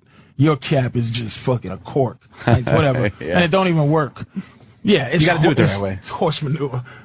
No, I don't get it. It's the Pour it up. commercial. You pour never the- seen the commercial? You just pour, You pour the no. bottle upside down pretty much, and it fills the But how cap. do you take the fucking You gotta do it thing? real quick. You gotta do it. Oh, it's a whole Yeah, thing. yeah, yeah. See what I'm all right, saying? all right. Stupid I got you. shit. Wow, I didn't know this. But Anthony is a look at you. All right, buddy.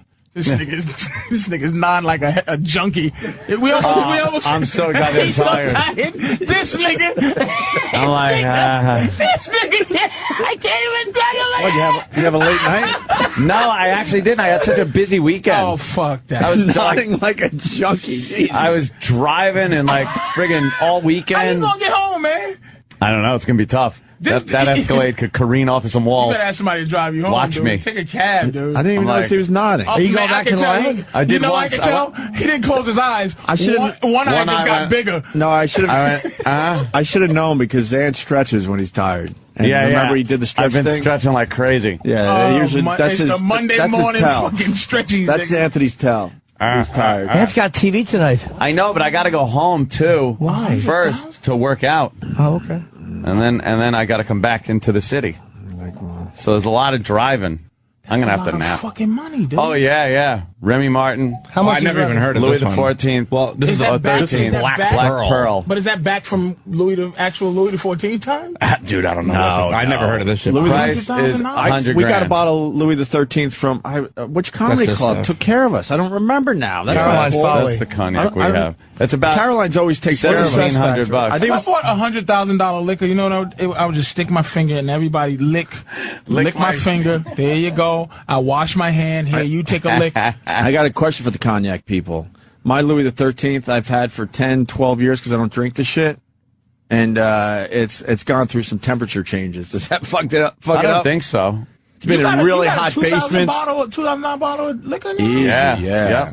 yeah. They Oh, say the bottle looks all classy. They say the empty bottle is worth like $500, something like that. Mine isn't have open. you drunk it? No. No, Like, it's mine's unopened. sealed. I might give it to you for your friends. I don't give a shit. Oh, shit. I don't need the money. That's how much I don't drink. I'll fucking just put, hey, Just I have to try some. And I would only invite people who understood that this is Louis the 13th. That it's real I bet good you if I shit. poured shots for all of us, none of us would know If why. I catch a it was nigga putting Diet Coke in the Louis, I'll smack the shit out you. He's mixing it up. Did you just put Cooler Ice? I guarantee we pour shots now. One of us in this room would be able to say why it's tasty and good. And I probably would hate it. yeah, it's like over Like, $100. cognac is A lot of these restaurants weird, cost man. $100. $100 a shot for that shit.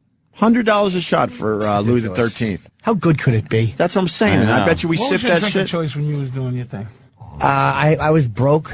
So no, it's a gargler of choice. That and Lavoris. No, I would drink Ripple? Yeah, Ripple. any type of beer, a lot of grain alcohol because it was very cheap. We would have $5 to drink. Like you had no money, so you had to buy the stuff. Fuck yeah, moonshine. That's what it was, yeah. But I didn't like it. It was terrible, but it got you loaded. You're a tequila guy. No, I hate tequila. I'm a Captain and Coke, Jack and Coke, Oh, fucking shit like that. fucking whiskey. Yeah. All right. Or Captain Morgan, spiced rum. That's great with Coke. Although over the weekend I would have vodka and cranberry. I like that shit.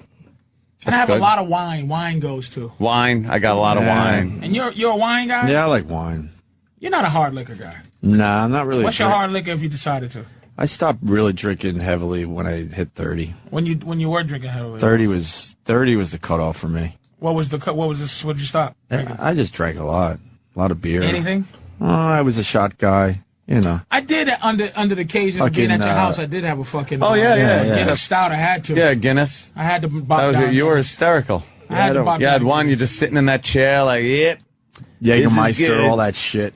Enjoyable. It was very enjoyable. It was very enjoyable. I haven't been back since though. Let's all get drunk. I think I'm gonna have a party on like a Labor Day weekend party.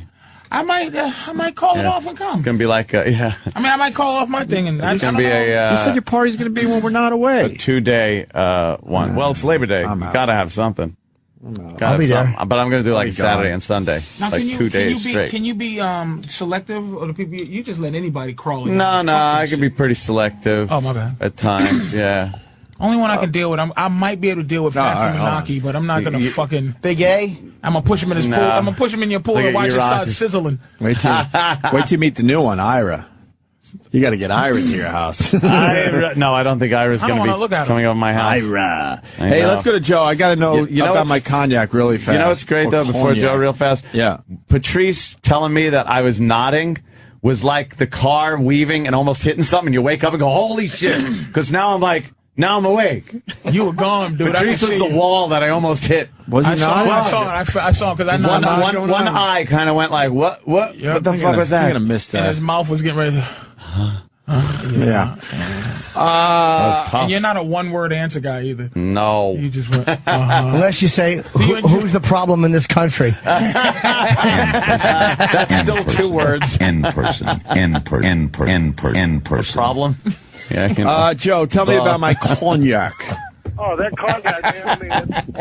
I mean, Louis Trey is, they put about 1% out of a barrel that was aged, like a couple hundred years ago. The rest of it's like 10, 20, 30 years after that, and then it's in a Waterford crystal container.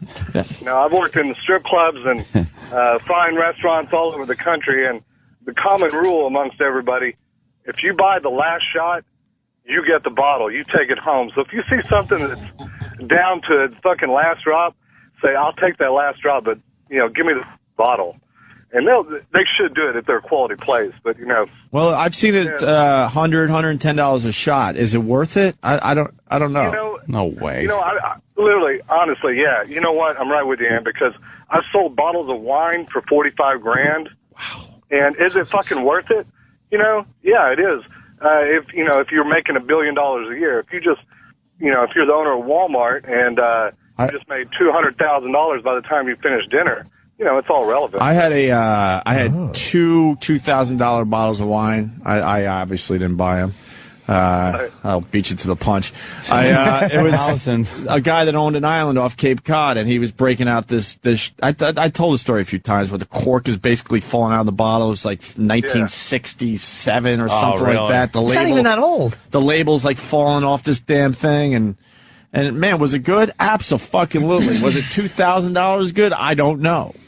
Right. You know what I mean? I don't know. I knew I was drinking some good shit, though. Absolutely. Because I drank enough wine to know, but, Wine's, as long as they take care. Wine is living. Now, when you're talking about the Louis Trey being hot, don't worry about it. It's distilled. Any distilled product, it can go up and down in temperature. It doesn't matter. It's not. I might give it to Patrice for your friends. Yeah, Patrice says he has a. If you're pouring cognac, then you take this bottle off my hands. I don't know what to do with it. It's an impressive. I'm going to really do an injustice to this bottle. You ever see his friends, fucking Will? What's Louis? Have some salmon and do a I might shot. start pouring over a bitch's head. Yes, bro. What's a Finger fuck yourself. This is Louis the 13th. When that motherfucker's empty, fucking refill it with Hennessy VS. And no one will know, right? And nobody will know. That's what I'm thinking. Maybe you could do that too. I'm Patrice. filling it with fruit punch. I'm fucking. It's raining, bitch. Iced tea. Pour it all over your body, and then see what everybody fucking says. God damn, that motherfucker's pouring. Danny, what's Louis the 13th going? All right, enough. All right, sir. Thank You're you. obsessed. Thank you. You fucking alky. He is screaming about What is the it. basic bottle of Louis the 13th going for right Average now? price is looking like $1,700. No, really? Then the price has gone way the fuck up since we got our bottle in. Yeah. I was offered $1,000 at a liquor store for it once. Wow, really? Yeah, because I was just casually talking to the guy. He goes, "I'll fucking buy that bottle right now for $1,000." So why not give I it to remember him? that. $1 grand? That's a long time ago. I don't know where the fucking guy is anymore. that's a bargain? He's somewhere out on Long Island. What? That's a bargain? I guess he thought he could make money off it at the time.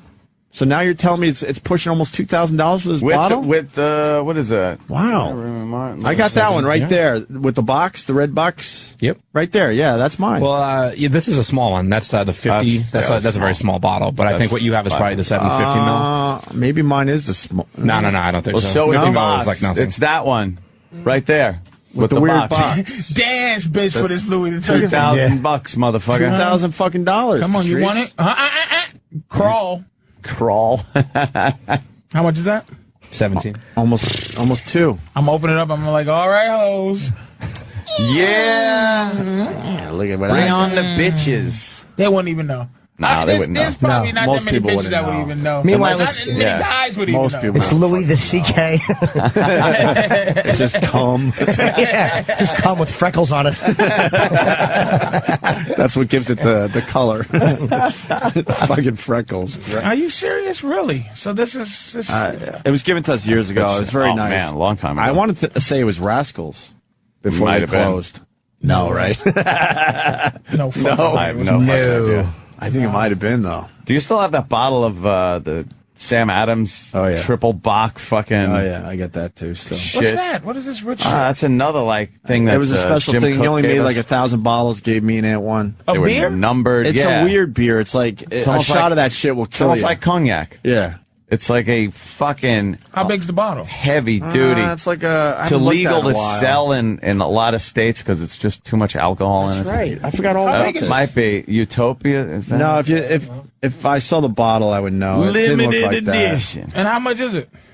Like 800? Well, look at the might prices have been, online you for know. this. Triple Bach. Yeah, it was some kind of triple Bach.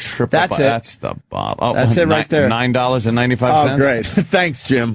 Thanks, Jim Cook. You're bragging about a $10 beer? I'm so fucking happy, you pieces of shit. The next story was, Fidel Castro flew in and made a cigar And for you me. know that's it. I've been saving this bottle like it's the most valuable thing I own. Hang on. It's 9. It's €9. Which makes it $20. So it's a $20 bottle. If that makes any better. Come on. Oh, you fuckers was giving me gas it up like that. Mine's in a glass case like it's the Mona Lisa. Is that fucking thing like signed and shit? Well, ours was signed though, so throw a couple bucks on for Tim Cook's autograph. Take a couple bucks off because it's damaged. Find another How one. happy are you guys? Find another one that looks like that bottle, Danny. Put that shit in your costume cereal, nigga. Just eat that. I'm gonna go home and I'll tweet. Millennium. It was the Millennium. All right, what's the Millennium about? That's $8.95. Sam Adams Millennium. What's the Millennium about? Well, that's the one that I know as being like the super expensive. That's the one. Where's the Millennium? It's this stuff, the Utopias. No, we didn't. That's not it. It was in that other bottle. You guys are so happy. Put in Sam Adams Millennium. I did. Yeah. Oh, but it doesn't. The bottle doesn't look like that, and it looked like the other one. I'm telling you. No, I'll bring it in tomorrow. Like that, You really thought that was worth something? That $6 beer? It's good. I wish this was Antique Roadshow. Oh, would you be surprised if I told you this was $20? Dude, I'm telling you, that is the exact fucking bottle. 3 bottles, 40 bones, dude. My great-great-grandfather gave you this beer. Well, this shit is... I am going to throw that fucking thing out in the It's not only street. spoiled, but it's $10. I'm going to shake it up and just fucking dump it in my pool. How great is that? I've been saving this thing like it's the most valuable thing I own. Telling the movers to be careful with it. Oh, yeah, all that shit. Vintage 1997 is fucking $40. And that's for 3 bottles. For 3 bottles. You know when you move, you always have a box of shit you don't trust anyone with? Yeah, I'll be taking the triple definitely bock in that box. Take every the triple time. bock in the car. Don't put it in the truck. Right. Oh, What a waste.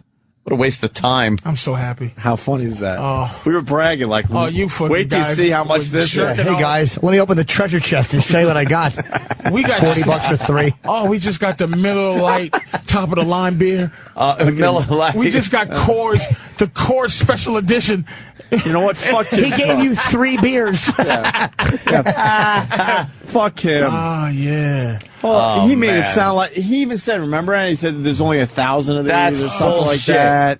What a motherfucker. Oh, that's classic. Fuck. We got the Budweiser And Conan the Barbarian edition. Where it comes with a sword. It's worth zillions. I was scared to bring it over fucking state lines because he said the beer's illegal in, I don't know, what, 10 states or something.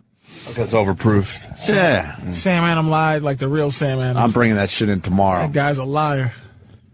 I'll bring that shit in tomorrow. What's some of the other beers we got? And I'm not giving you my Louis the 13th because you're not going to treat it properly. People are going to I'm drink taking it. my gift back. People are going to drink it. They're going to drink it? I'm going to let people drink it. Yeah. Special occasions, though. Really special. All right. Like this is, but I want to make sure Everything people you've done know. for me, Patrice, I'm giving you my fucking bottle. Thank you. I don't I'm need gonna, it. You know what am I going to do with I'm it? going to Google it, print it out, what it is, and then send it out to anybody coming to the house to know what the fuck Louis did. See what excitement you get back. See if there's any kind of buzz on it. All right? I am so angry. Was it Utopia? No, it was Millennium. It was Someone's saying Millennium. Utopia is $350 a bottle. No. Most expensive Sam Adams. I'm just seeing this. No, it's that bottle, Patrice. I'm telling you. A college professor paid $4,910 for Sam Adams Millennium beer at an auction for bottle number 1. What bottle we have? Because he signed ours. 3,000. Number 40,000. 3,001. Sam Adams Millennium. That's the one that's expensive. And Yeah, it's but that's only not what we $600. have. We don't have Not that, the though. bottle. That's not the bottle. I'm positive. Maybe he changed the bottle. Maybe they changed car, design. It's that right there. Down to the right. Not that shit. It's not it either. Fuck. He gave you $10 beer, but you know what? $10 beer is special. Oh shit! pretty much- As opposed to $1.99. I think we're even. He gave us a $10 bottle of beer, and we A destroyed. six-pack is $2.99. We destroyed his business for about Destroyed 5 his years. name for 5 years. Yeah, Right. maybe it's a good trade. He had a rough 5 years because of us. Now no one remembers. There was a day, Patrice, because of us. The cover of the Boston Herald, all the bar owners pouring Sam Adams down the fucking sink. Why? Front fucking page because of us. Why? Because he sponsored our Dumb Sex for Sam. Right. But he didn't know what he was getting into. Because they felt it was bad. They said it's fine that it's causing domestic violence and drunk driving deaths, but the fact that Opie and Anthony used it as a stunt. But Fucking asshole hardcore Boston bar owners. Hardcore Irish bar owners pouring it down the fucking sink made the front page of the Herald. I would love to. Could you find that? Is there? Nah, probably not. That might be tough to find. Oh, yeah. And unfortunately, we haven't talked to Jim Cook since, and he used to be a really good friend of the show. Oh, wow. He brought us on vacation with him. The Sam Adams guy? Everything. We did fucking gigs at his brewery, which is in the middle of the ghetto. Where at? Oh, man. It's... in Boston? Do you remember where it was then? Way in the ghetto. In Boston? Oh, yeah. Yeah, it was like in the middle of nowhere, too. Yeah, it was scary getting in and out. Yeah, that's the bottle. That is it. That's definitely it. He fucking... What a prick. You $4 beer. Drink that shit when you get home, nigga. Yeah, right? I'm bringing it down tomorrow. I really thought we had something. I'm like saving that thing. Isn't it in a wood case, too? Oh, yeah, it's all fucking dollied up. The wood case is worth more. Yeah, that's why I was like, oh, this has to be good shit. Are you fucking serious? It's in a wood case? I'll tweet it later. That was it. Wait, was it this stuff? Because this is different. Come on. That's it. Come on. This stuff is different than the triple. Yeah, but how much is it? I don't know right now. All right, Hope it's come even on. less. It's $2. Come on. I hope it's even less. Yeah, watch. Did ours have 3 M's on it? I think it did. It was Come the on. Millennium. I think Mike, Come on, let's roll this dice again. Mike's hard is more. Come on, let's do this. Come on. Can't even find it for sale. Oh, see, it's very rare. It's very rare. You can't buy this You shit, didn't find right? it. We're the only ones with Look, it. unopened rare, 3 down. Sam Adams, Millennium, L, Triple M. All right, How here much? we go. Come on. Come on, Come on. bitch. How much? There's the case. Come on. Sold for. There's the case. $14. That's the case. That's Shut the wood up, case. That's the start. That's the wood case. Very rare, hand signed. This is probably the one you guys have. All right, hand signed. That's what we got. Come on. Says that I see Sam Adams Millennium sells $4,910. for $4,900. Other Take limited, that! Other limited edition Take bottles that! go for In more person. than 1,000 in online auctions. Take that. All right. I would have laughed so hard if you broke it and then realized that was the one you had. I'm glad you found a way to have some self-esteem behind this stupid beer that you know is $9. But we're gonna. I and know, you have a believe wooden me. box too. Look, I'll make a video. I'm gonna make a video. I'm gonna And show somebody how tell you? expensive it is, and then I'm gonna take a hammer to mine. Oh, wow. Those type of videos do very well on And that. it's liquor or I'm it's just beer? thinking. It's like hardcore, over the top. 500 It's made proof like fucking- beer, but the process they do, they put it through so much that it becomes like liquor. Yeah. Becomes like cognac. It's 21%. Wow, is that a lot? As I Yeah. say, Yeah. wow, is that a lot? For beer, Of course fuck. it is. What is that the equivalent of? It's like a 21%. What is that? Vodka's what? 40. Vodka's 40? Yeah. Most spirits are 40. It's like a liqueur. Oh, Liqueurs okay. are usually around 20%. All right, so it's Or lick him. It's like Jägermeister, something like that. Yeah, that's it. so With 2 the shots wood equal case. 1 shot of Wood like a vodka or case. something. That's it right there. That's with, the shit. With the blue felt. Right. All right, where's the price? What was I rooting Well, against? it's very difficult to find. I'm having trouble I love finding that you're rooting for sale against somewhere. I know. That makes me very happy. Jimmy you are. wants it to be worth nothing. Of course. Or break it when it's worth a lot. Yes. So what is it? $10 or worth $5,000? No. Well, because that's the thing. There's 2 different ones. But knowing Jim Cook, he probably gave us the cheap one, thinking it was the and just put it in the nice box. Well, What if box? it says triple Bach on it, it's $10. If it has 3 M's on it, it's like $5,000. I think it might be triple Bach because we've been saying I triple gotta Bach look. for years. No, but I think he gave us triple Bach once. Really? And then he gave us the Millennium because I remember seeing I the better- the case says Millennium on it. I better find that fucking bottle, man. God damn it! Huh? Now I gotta find it. I might have ditched it thinking it was. Oh, in the move? I don't know. Now I'm a little scared. I'm gonna take a look, yo. 5,000 though. 4,000 anyway, right? Yeah, but you said that they were signed and numbered and stuff, right? I don't know. Was there a number on it? I don't remember. Yeah, I think every bottle was numbered. Well, because that's the good stuff. I mean, like, that triple box shit's not going to be signed. All and marked, all membered. No. Put mine online for fucking sale, man. Yeah. Pay for my trip. Why not? Apparently, this is very rare. Joking. There's only 3,000 bottles. Yes. Yeah, that's it. Only 3,000, and we have 2 of them. There you go. Nice. We're in. Ain't worth shit. I'm glad we got to the bottom of that. Yeah. I wouldn't even drink that shit. Huh? And I'll drink anything. Let me say hi to Bill. Hello. Hello, Bill. Hey, gentlemen, how are you? Yeah, that shit, it's nothing but triple Bach in the fancy 750 milliliter bottle. Triple Bach was only $7 a bottle in the store. It's just in a nice bottle with a nice case and stuff. It ain't Nice. worth shit, Yeah, really. no, I mean, It would be great for the show if we had the shitty one, but now we're starting to think that maybe we might have do the good have one. the good one. So blow me. Yeah. We should have stopped where we were and make everyone believe that we got fucked over. I really think we actually got one of those nice bottles. I'm gonna look. That's worth a few bucks. No, you do. It was one of the limited edition. I believe there was only 1,000. I used to work for a distributor at a liquor store. It said 3,000. What's the matter with you? You listen to the show? We'll be right back with more of Best of O&A. Stay there. It's the Best of Opie and Anthony. Where's Denny? He's outside the studio. Oh, yeah. Over there. All right, Denny was part of the big tequila and donut day, and he was great. Consummate radio professional. Absolutely. I am. I want to see how the rest of his day was. Here he comes. Yeah. That was Friday. Denny. Of course. Dennis Falcone. Dennis. This mic's hot? Yeah, oh, yeah. The mic is hot. Don't grab. No, you don't move the mic when it's hot. We all know that now. We learned that. How are you?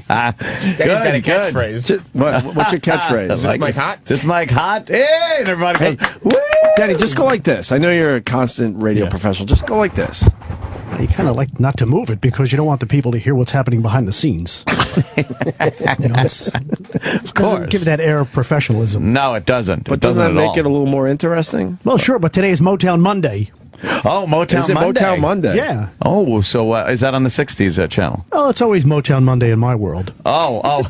And you see the way you could use that on Monday is on Broadway. There is a new musical opening about Motown, and then you could do a cross promote to Soul Town here at Sirius XM, which plays a lot of Motown.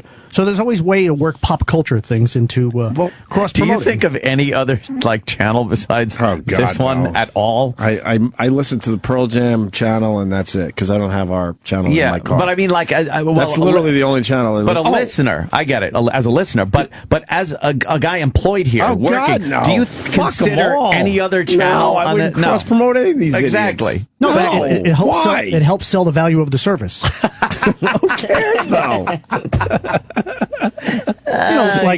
Like there's a new show tonight, Bates Motel. Right. You could promote the Elvis channel, Heartbreak Hotel. You play that. You kind of work things into. Would you do something like that? Like, hey, tonight premiering is. Yeah, but now he's getting ahead of himself because he wants. You should promote Motown Monday for us the way you just did. Motown Monday. You need a song to. Yeah. How about Sal? How about All I Need by the Temptations? You have that one? All I Need, right? It doesn't have enough ramp time. We'll make it work. Do you know how much ramp time that song has? I think it's got 12. He knows that every song's ramp time. You find it yet, Sal? We call it the intro, Jimmy. He calls it the ramp time. Just give me some juice here. Pump it up. Turn it up. It's a Motown Monday here at Sirius XM. We always refer to these guys as being tan, tall, and talented. And all I need is a Temptations on Sirius XM. Yeah, but you didn't do the cross promo with Broadway and all that. Great. Broadway? No, I just wanted to hit the song. Okay. Well, I understand. And then if you do a back sell, hey, by the way, if you love the Tempting Temptations, you can find lots of them over on Sirius XM Soul Town. Channel 49, nothing but classic soul and Motown, 24/7. That's it. That's unbelievable. He knows everything about the decades channels, and it's the art of the segue. It is. So we want to know how the rest of your Friday was after the tequila shots. All right, you did 3 on Friday. Yeah, were you feeling it the rest of the day? A little sleepy by about 10 o'clock or so. Right. And I just had a couple of pretzels and a couple of seltzers, and that took me right out of it. Seltzer and pretzels. Wow. And you were right. Yeah. That was it. Yeah, I was feeling good. I got what did you have to nice do? Feedback. I had to work on the weekend shows. Oh. We have the Doo-Wop show on the 50s channel to take care of. Norman Knight does 2 shows here on the weekend on the 50s channel. So there's lots of things going on, plus I'm always working on show prep and what's happening. Show prep and what's happening? What is that? What is in front of you? It's always good to carry a clipboard around. He carries shows, and he does. He carries a clipboard. It shows that you're busy, and you always just know what's going on. Like today, the NCAA tournament. Everybody's talking about that. Brackets. No, so you could talk. What do you got on the brackets? What do you got on the big NCAA tournament? I would cross promote to the Mad Dog Radio channel, channel 86, where they're talking sports all night and all day. But how would that sound? On Mad Dog channel? No, I mean, how would the cross promote sound? Hey, boy, I tell you, they were, if you were, maybe playing rubber ball by Bobby V. Hey, that ball was bouncing by Bobby V. And speaking of bouncing, the NCAA tournaments, how's your brackets looking? Well, check it out on Sirius XM Channel 86. Mad Dog will be talking that NCAA action all day and all night long. I swear to you, I wouldn't know what channel Mad Dog was on. No. I was just going to say, people ask me, so you're on Sirius XM? What channel are you on? I don't even know what channel I'm on. Never mind Mad Dog. All right, I really do listen to the Pearl Jam channel a lot. Yeah. I don't know what number it is. Don't know the number. Well, that's why you have to do show prep ahead of time.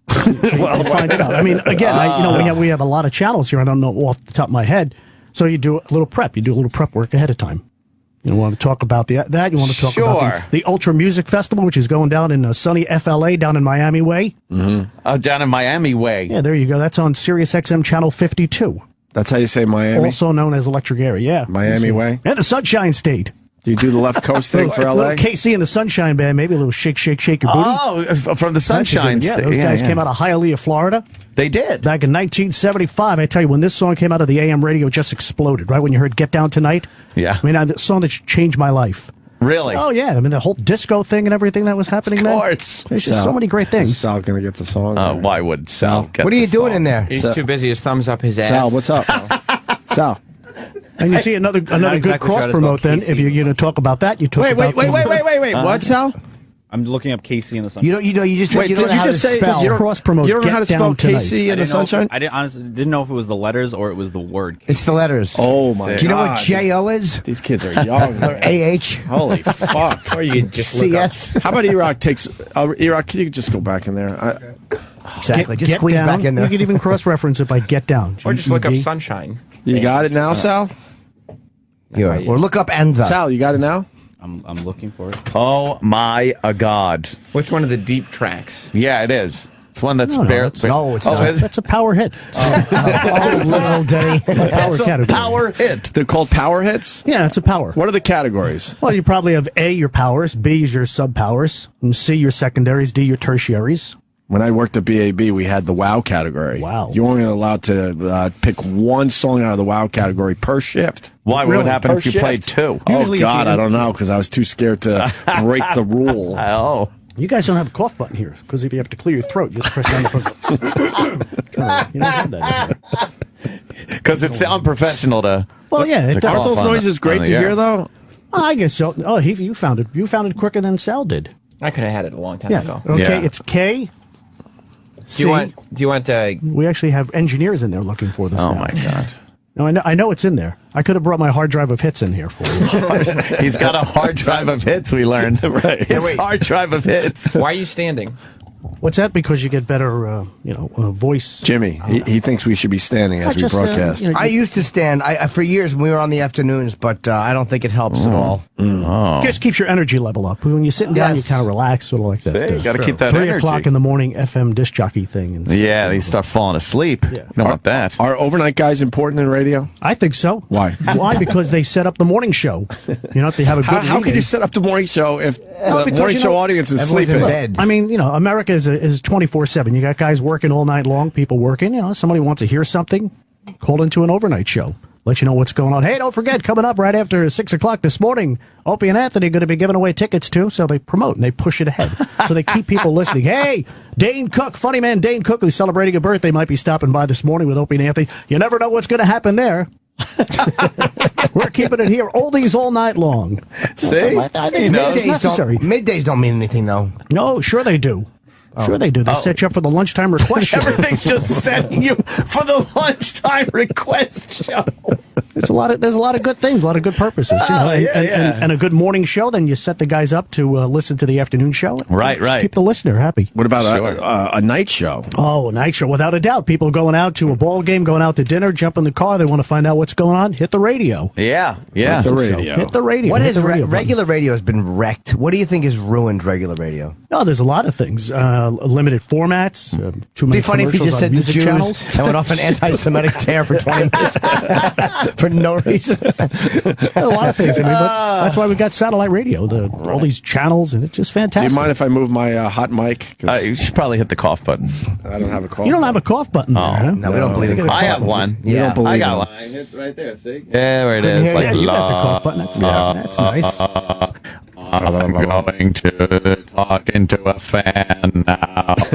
One day, I am your That's what you do every time you eat pussy. You get it? So I also brought this. I also brought this other manual that I had when I what do worked you at got on one your radio clipboard? station. It's a manual about things to do and not to do in a radio station that was given to me when I worked at a radio station. Wow. Can we go through that? Yeah, like using correct grammar, don't end sentences with prepositions. What's that? Use the correct verb tense. It's here are the Beatles instead of saying here is the association. There's proper ways of saying The things. association of the Stay put in the studio. Any area in the station outside of the restroom is to be considered off limits during an air shift. I don't like calling it an air shift. I like calling it a show. A shift is when you're, loading a truck or working at McDonald's or something. This is a show. We're in entertainment. So I'll say, I got to do a shift today. I'm on the radio broadcasting this afternoon. Wait, so doing my show. you only stay in the studio or go to the bathroom? But You should. That's it. And that's it. Well, you should, because you have to know what's going on. But before then, if you didn't have the internet, you'd be looking in the Joel Whitburn book or looking up the newspaper and seeing, what you could talk about. Right. Would you stay into your show? Would you ever run out of the studio mid-shift to get a photo with a celebrity? I'd ask the celebrity come in. But or you wouldn't maybe just stand- run out and abandon the show for a few minutes? No, I don't think so. I mean, you have to bring the celebrity in, and I think they'd want to, promote what's going on. Oh, It's sure. good to get the call letters in. We get the logo in the photo. Because then when it hits the press, they'll see, wow, the Opie and Anthony show had so-and-so in the studio. What year did you start radio? 1979. 1979. I remember 79. Wow. What are some of the other do's and don'ts? Well, let's see. Always audition anything new. Spots, promos, music. Know what to expect, how a spot or promo will sound before it hits the air. Ah, what, like the intro and then the outro also, The right? ramp time, yeah, especially The if a ramp record, time. if a record ends cold or if it fades or Oh, something. boy, you got to know that. And remember, the proper IDs, for the radio station, what to say, what not to say. Always work in the liners. And the most important thing is your pacing. Use the kind of delivery in a normal conversation. Like if you're playing Morris Albert Feelings, you wouldn't want to be talking it up, like screaming over the intro. You'd have to bring your... Because it's like, It's a love song. feeling. Yeah, it's a love song. Whoa, whoa, whoa. Feeling. You can't be going, hey, that one's feeling. No. Yeah. And we do have a love songs channel here too. Oh, we do? Channel 17. Nothing but love songs. And remember the other day I was mentioning about the double times? Yes. See, Wait, explain double times for Jim Well, Norton. double time. You give the time digitally, then normally, like 6:57, 3 till 7. So people who might not have a digital clock, they go, gee, three minutes before I have to get out of the door to... But can't they figure it out with the 6:57 What part? person doesn't understand that 6:57 means 3 of 7? Like, what person hears 6:57 and goes, oh, good, I got 25 minutes before 7?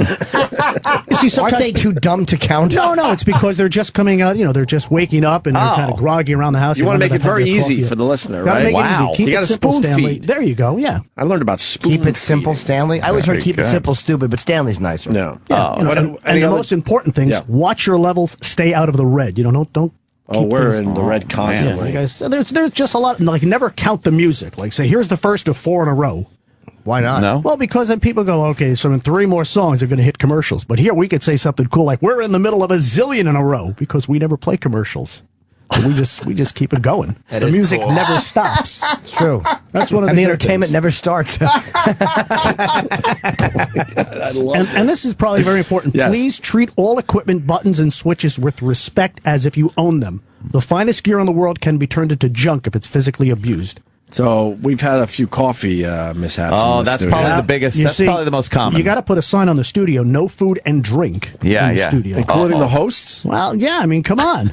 In your commercial break, you could step outside the studio and sip a little But water. that or goes something. against your other rule. Never You could step outside the studio. If you have to go to the bathroom, though. Right. If you have to go to the bathroom. or But what something about to drink, food? Just keep it away from the microphone. All right, keep it away from the controls there. Yeah, the controls. okay. You don't want to spill Sure. anything on it. Yeah, yeah. That's probably the number one thing that happens to equipment is things get spilt on it. Right. But there's a lot of different things to do. During a shift change in the studio, hello is just about all that's necessary. Like, hey, I have to say hello. You don't have to talk about other things with fellow air talent, especially stuff behind the scenes. Oh, you don't like a good crossover? Well, it's a good crossover if you're talking about something going on at the station.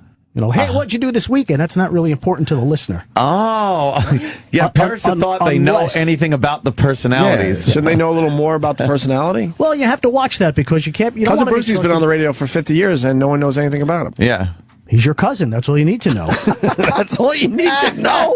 We've been doing it wrong all these years. We have been. Fuck.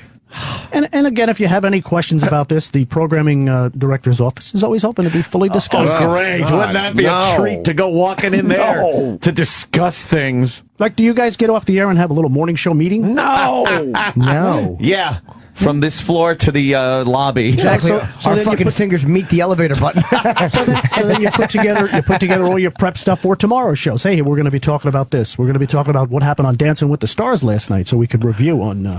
So you have a little meeting. Yeah. You meet. You prepare so much, but you can only talk at 15 seconds at a time. It's always good to have more stuff than not enough stuff. Right, even if you have a whole bunch of stuff. I remember a good buddy of mine, Ross Britton. You remember Ross? Yeah. I remember Ross Britton. Yes, Good disc jockey. And he was into the show prep thing years ago. He would have like 40 pages of stuff. 40 pages? And only use 2 or 3 pages. Then why have the other 38? Why not knock it down to 20 pages? Well, because it's good to know. Say you're playing in the Midnight Hour by the Wicked One, Mr. Wilson Pickett. You look down on your sheet and you say, gee, he was born back on this date in 1941. All right, why don't we do a little something with that? Let's hear a little something. We got Casey and the Wilson Pickett. Sunshine Band, Do we too. have Casey? Yeah, we'll do Casey first. Let's hear a for you. little Casey. You got it, Sam. He's going to play it. All right, okay, here go you go. Shake, shake, shake your booty. No, we got. Oh, we're going to get down tonight. Oh, boy, I tell you, it sounded so good blasted out of your radio back in 1975. Didn't get any better than this. These guys came out of Hialeah, Florida. Right now in Florida, got the Ultra Music Festival going on. You can check that out on Sirius XM Channel 52. But right now, it's KC. Oh, yeah! Woo! Fuck. Do you have a full-time shift here? No, I'm just on standby. So I'm keeping a lot of things ready. How so is this if somebody guy goes not down, on the air? Why are you just on Because standby? I'm doing programming work, doing a lot of things. There's a lot more than what comes out of the Do speakers. you do any shifts? Yeah, sometimes I fill in on the 60s, fill in on the 50s or something. But I would love to hear if that. If they need me, I'm here. I want to fucking hear that. Right. I want to know when you're going to be on air because I will listen to that program. I like the Decades channels.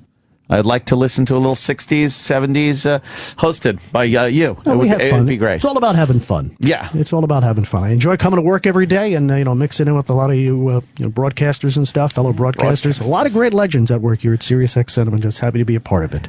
Fantastic. Wow. I really am. Okay, if I move this microphone up a little there. Oh, I heard breaking all the rules. You kind of heard that. And these headphones are nice. I have the Cuss Pro 44As, the green ones. You ever see those? I don't know what that is. Professional disc jockey headphones. I'm going to bring those in. Yeah. He knows all the those are professional disc headphones. jockeys. We use them. Are back those at, the best headphones CBS. to use? Cousin Brucey used them for years. Yeah. And once I saw him wearing those, I said, "Hey, Is he your idol?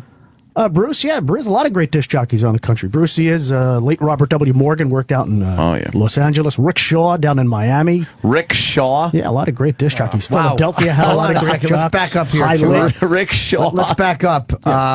Did he work with Tractor Trailer? Rick Shaw? Tractor Trailer. That's awful. That's a terrible name. I think Rick that's Shaw. a lot of radio stations years ago would have a jingle package, of Stan Holiday. And if Stan left, the next disc jockey came in, he would get that jingle. Really? He would have to be Stan Holiday. He'd have to be Stan Holiday. Wait, or what do they you would mean? just cut it up, so they wouldn't have to Redo the jingle redo package. the jingle, have to buy another jingle or something. That would suck. You have no identity. Like one radio station would always give guys the same names, like Jim James. So it's Jim easier. James. Yeah, it's easier for people to remember their names too. What about a name like Chuck Roast? That would be a funny name. That's a funny name. Who would laugh at that? But I'm just curious. I think people, simple people, would probably laugh at it. Simple people would be called it. What's wrong with just a regular name? Oh, I think Rick Shaw is a good name, though. I mean, it could be his Yes, real if you're name. fucking Richard Shaw. Chinese and you have a fucking taxi. It could be SHAW. Well, But it's of not. course. Rick Shaw. No, I believe it was. But it's supposed to be catchy. Yeah, and it was. But it's not, though. Why wouldn't you just his name, whatever his name was, Rick Humbercunt, whatever his real name was? Why wouldn't they just use their real name? Because it's not memorable. Yeah, it's Cousin gotta be. Brucey, that's memorable. Yeah, Cousin Brucey. Rick Hunderhunt. You want to do that other?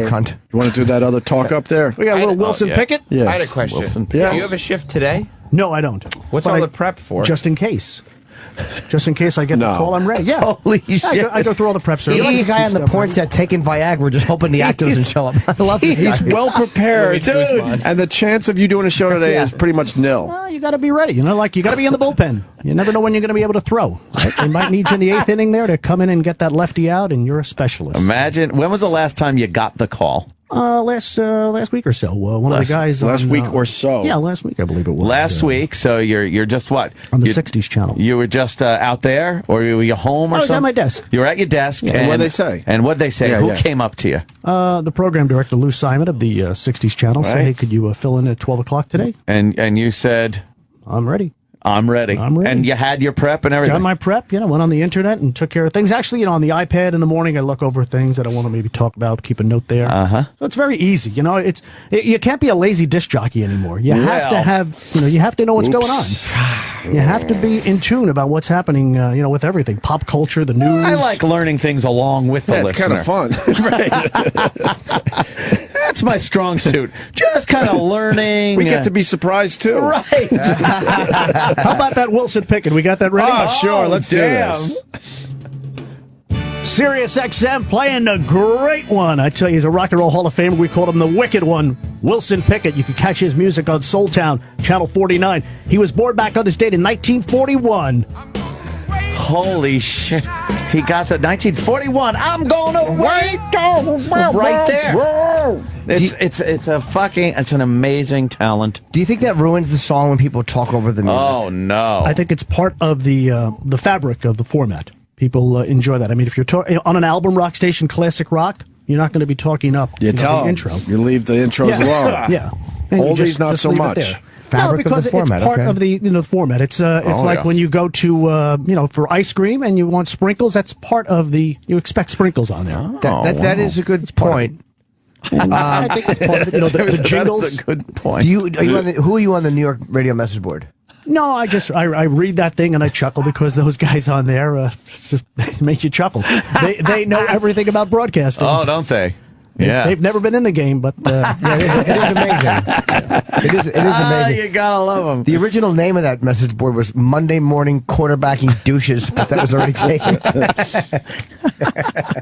I love it. I love the professionalism. He's got a clipboard. He's well prepared for a show he'll never do today. For a show that he'll never do today. Always carry a clipboard.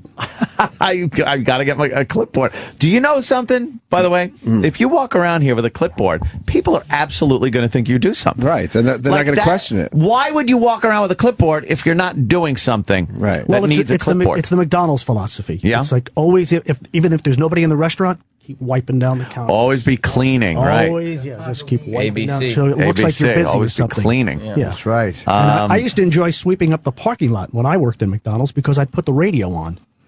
and I'd listen at night to the radio. I'd go out there and back then when I used to smoke, I would have a cigarette, and the general manager came out. He goes, if you want to smoke, punch out and go home and listen to the radio. So I did. Oh, shit. And you got like a real Scarface Manny quit moment. I thought I'd get calls from like Burger King or something or Hardee's. I figured I was zany, but I never got a call. No, huh? Never got the call. You know what's amazing about doing the prep, even though you don't have, all his prep is topical.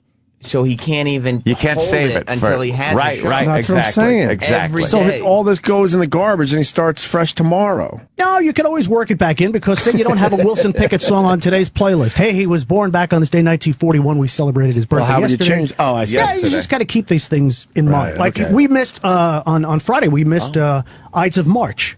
We could have played Vehicle. Why don't we play it now and see how this would have worked? And a good bit that I wrote up about that. All right, hold on. Let's get the song Do we have the song Ides of March? Oh, wow, he's fast in there. Now, you might remember this song on American Idol when Bo Bice sang it. A whole new generation have discovered it. 1970, it's the original from the Ides of March. Drive away, baby. Wow. See, and you just hit a ramp there. Or you could say, here's Vehicle. Right. So you decided to hit it. Okay. That's so, just a so songs have more than one ramp sometimes. Oh, yeah. Sure. And some people just want to sing along with it, tap on the dashboard. I practice a lot in the car. Do you? Yeah. Oh, yeah. What's your favorite song to introduce? Like Bob Shepard of the Yankees said that his favorite name ever to introduce was Mickey Mantle. He just liked saying Mickey Mantle. What is your favorite song? Wow, that's real tough because there's so many great ones. I love playing "Moonlight Feels Right" by Starbuck, 1976, great summertime song. Very few songs have a xylophone in it. That has a xylophone. That's a great one. Xylophone stinks. That's a great one. Staying Alive because you're just pumping the energy. You close your eyes and you're just feeling that guy strutting down 86th Street in Brooklyn. Exactly. So there's Or Andy just so Gibb many. grabbing his chest. Hey, could you play "Staying Alive"? I want to hear him introduce that. Oh, it was right around this time of the year, 1977, when a music came out, and you said, hey, what is this song from? It's from a brand new movie called Saturday Night Fever. The Brothers Gibb, they're going to be strutting with Staying Alive. Oh, man. Oh, man. That's incredible. Yeah, well, it was kind of interesting because back then when you heard How Deep Is Your Love, yes, you said, gee, is this a new song by the Bee Gees? Where's it coming from? And then the song would be in that movie, Saturday Night Fever. Well, it was a huge soundtrack, that one. One of the biggest soundtracks of all time, right? Right. Yeah. And, we play a lot of all that great disco classics on the Studio 54 channel, Sirius XM 15. Why wouldn't they make that channel 54? That's what I thought he was going to say. That was easy. What's on 54? I don't know. Yes. Oh, it must not be a music You channel, can't switch that? That seems like a logical thing to do. Well, these things are for people higher than my You can't have Studio 54. Higher than his pay grade. He's such a good soldier. I know. He's just like, it's higher than my pay grade. But you can't have Studio 54 on channel 15. 15. I've seen you at that desk so many times. I had no idea that every minute you're just fighting being fired.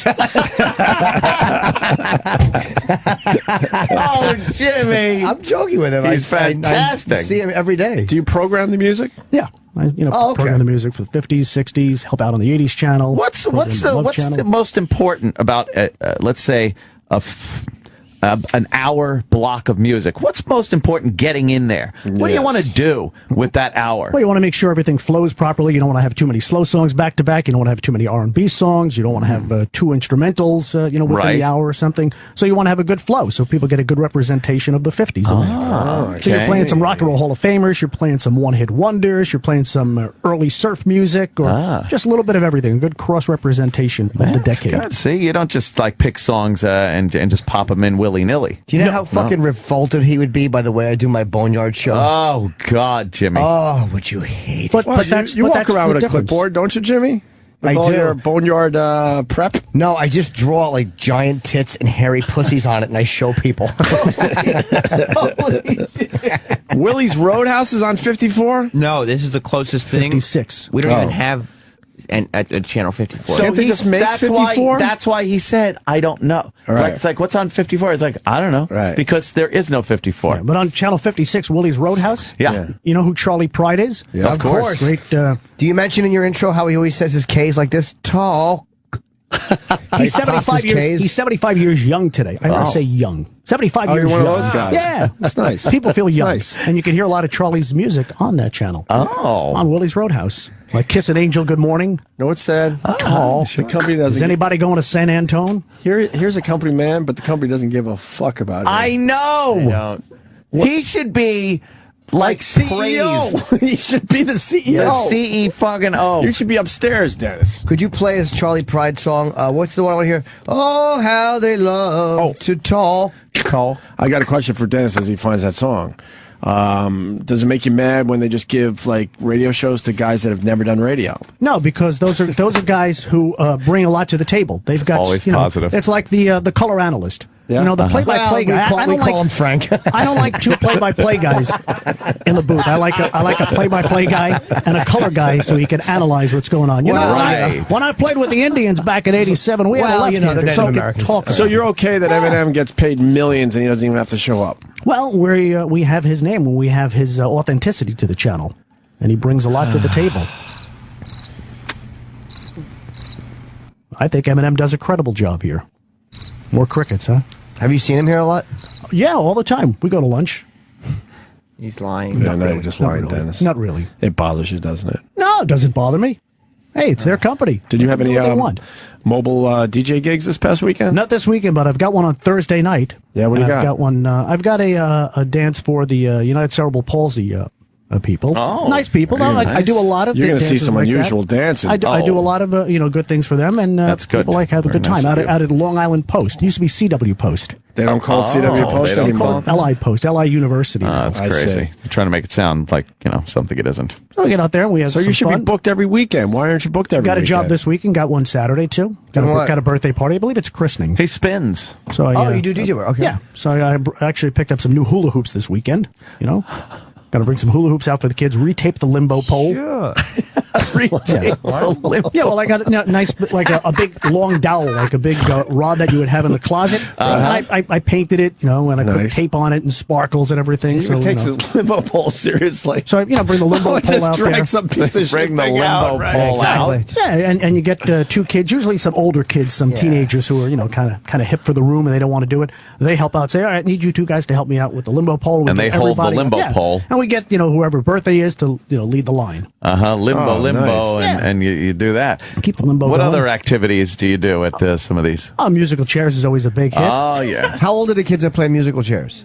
Communion age, younger, 12 years old. Or we could do adult ones, too. Adult ones are fine at block parties. Really? Yeah. Do you ever play musical chairs and there's one person in a wheelchair and they just have to kind of sit there while everybody runs around them and they win every time? we always make sure the kids are winners. That's the thing. Everybody gets a prize. Nice. How do you do that? When you get knocked out, you come over and see me, nice. and I give you a pair of like psychedelic glasses or something. So everybody feels good. How many? I can't tell you how great. Or Hawaiian lays. How many I call them times have you- tropical necklaces, though. I don't call them. How many Hawaiian times have you lays. thought about Right. swallowing a shotgun? I just enjoy having fun with the kids. God, it's kind of fun. You don't call it lay. You don't call Tropical it necklace. It's a We're giving out a tropical necklace as we play Kokomo in the background. I would be out of my That's mind. I would just contemplate suicide every day.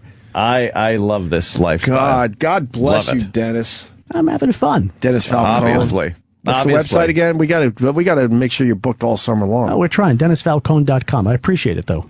Got a couple of guys gave me a couple of hits over the weekend. Said they enjoyed me on the show. That was very nice. Yeah. We had fun. I just picture so many bodies in his crawl space somewhere. It's just Sitting there with a bunch of cadavers just fucking hitting the post. he's such a nice guy and just like so positive about everything. I really enjoy that because it's so rare around this building. What else is on your prep sheet for today, considering you're never going to do Maybe it? we'll use some. Well, you should just do it here. We mentioned that Donna Summer received 3 consecutive albums, and she got the Walk of Fame back on this day in 1992. Oh. So how's she doing? Not too well, but we do have her memories. How about a little? But we do have her memories. We do have the music. Right. Last Dance. Time to wrap things up. We hope everybody have themselves a great time celebrating today. Happy birthday again to Opie, celebrating his birthday today. Let's have a nice round of applause for our guest of honor. my We'll make sure birthday? everybody, just like giving it us. Oh, I thought it was that my actual. Make sure you guys get home safe. We'll see you again real soon. If you'd like to have me entertaining your party, make sure you check me out, DennisFalcone.com. Let's take it back in time. The movie TGIF. Thank God it's Donna Summer and Last Dance. Take care, everybody. Get home safe. Get home safe. I love him. And if it's a Friday night, I just want to hug him. And if it's a Friday night party, hey, have a great weekend. Right. If it's Saturday, hey, enjoy your Sunday. And if it's Sunday, have a great weekend. What a Get back to positive school. guy. Everything is so You positive. ever get mad? You ever have any negativity in your life? Well, sometimes when I can't get the people up on the dance floor, because Well, that would get you a little sometimes miffed. Because you feel like you're doing something wrong, right? I do a lot of jobs for volunteer fire departments around the country. And those bums. God bless those guys who go out there at 3:00 in the morning if the phone rings and they got to be there. Oh, yeah. So when they, you all of a sudden you see a table of 25 guys, you got to go, I don't think these guys are going to be dancing. Right. So you just play what they want. Hey, you got any Thorogood? So you play George Thorogood. Play any Boneyard music or something like that. Or, I just try to entertain, play to the crowd. So even if I have to be a human jukebox, just play to the crowd. Do you believe in the devil's music? No, I don't like to play any devil's music at parties. No. No. Well, there was a good disco song called "Devil's Gun" by CJ and Could you Company. hit the That's post? a good song. Could you hit the post on Hell Awaits by Slayer? No, I'm not too familiar That's with that what song. we should do. Make him hit the post. Not too familiar with that on song. some evil songs. Yeah, let's get some Slayer up. I want to see if you can hit. Hey, wait, no, let's get Evil by Merciful Fate. I want to see if you can hit the post on that. What's the ramp time on that? I don't Because he know. doesn't know the song. I don't know the song. No, but he'll but be I do able to- have other work to do. He'll be able to hit Oh, you're trying to get out of here? He does have other Look, work he to doesn't do. want to deal with the Well, devil's music. Well, no, the thing is, you see, that goes back to something we were talking about the manual here. Oh, yes. I would have to listen to that song ahead of time in the production studio. Right. So I would know. So, because I worked at a country radio station years ago, and I wasn't as familiar with the music, so I'd get in about an hour before I was on the air. Oh, my God. And I'd look at the playlist and say, gee, I'm playing this new song by Tim McGraw. And I'd listen to it, and I'd see that it has a 9-second ramp time. Mm-hmm. and what's the song about. So I, didn't go into it because you never want. You're the voice of authority on the radio. You never want to say, "Gee, I don't know this song." Right. I say nothing but I don't know. Yeah, but that would be fun to listen to. Yeah, because it would be different. Well, because again, if you're the voice of authority of the country music station, you can say, "Oh boy, I tell you, we got a brand new one by Tim McGraw. Tim's going out on tour next week. You could catch him over on Polestar.com. Find out if he's going to be in your neck of the woods." So you just always know what's going on because a person tunes in the radio and they want to hear somebody, a voice of authority. Sure. Someone that's going to guide them. From now on, you've just elected your voice of authority on this radio program. Oh, wow. That's right. Who is it going to be? It's going to be me. Jim Norton? That's right. Ope Talk. I think we want him to talk up some evil shit. Yeah, play. Would you do that for us? Fate it's a 30-second intro. It's a 30-second intro. Good gosh. What's the song about, Jimmy? I really don't know. Good gosh, I could read the phone book. I was born in a cemetery. It's about a guy who was born in a cemetery and he violates a girl in her grave. You got that, Dennis? Yeah.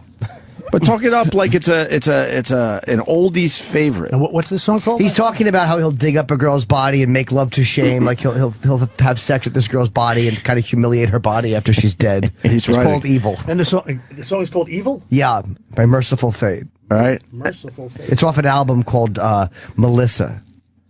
Melissa, like the Allman Brothers, Sweet Melissa. Yeah, this is just. Well, Melissa. it's a little different than that song. Yeah. And you play this on Boneyard? I play it on Boneyard. I play it in my house. I play it while I'm making love. Oh. What would be the channel number for Boneyard? So I give you a cross promotion. You got me by the short and curly. You don't know. No, why would I? I just say That Ozzy's is Boneyard. so funny. We have no idea what channel. I'm on the Boneyard every night. I have no clue. Boneyard is. I finally know we're on 105 and 206. For the longest time, I got confused by that.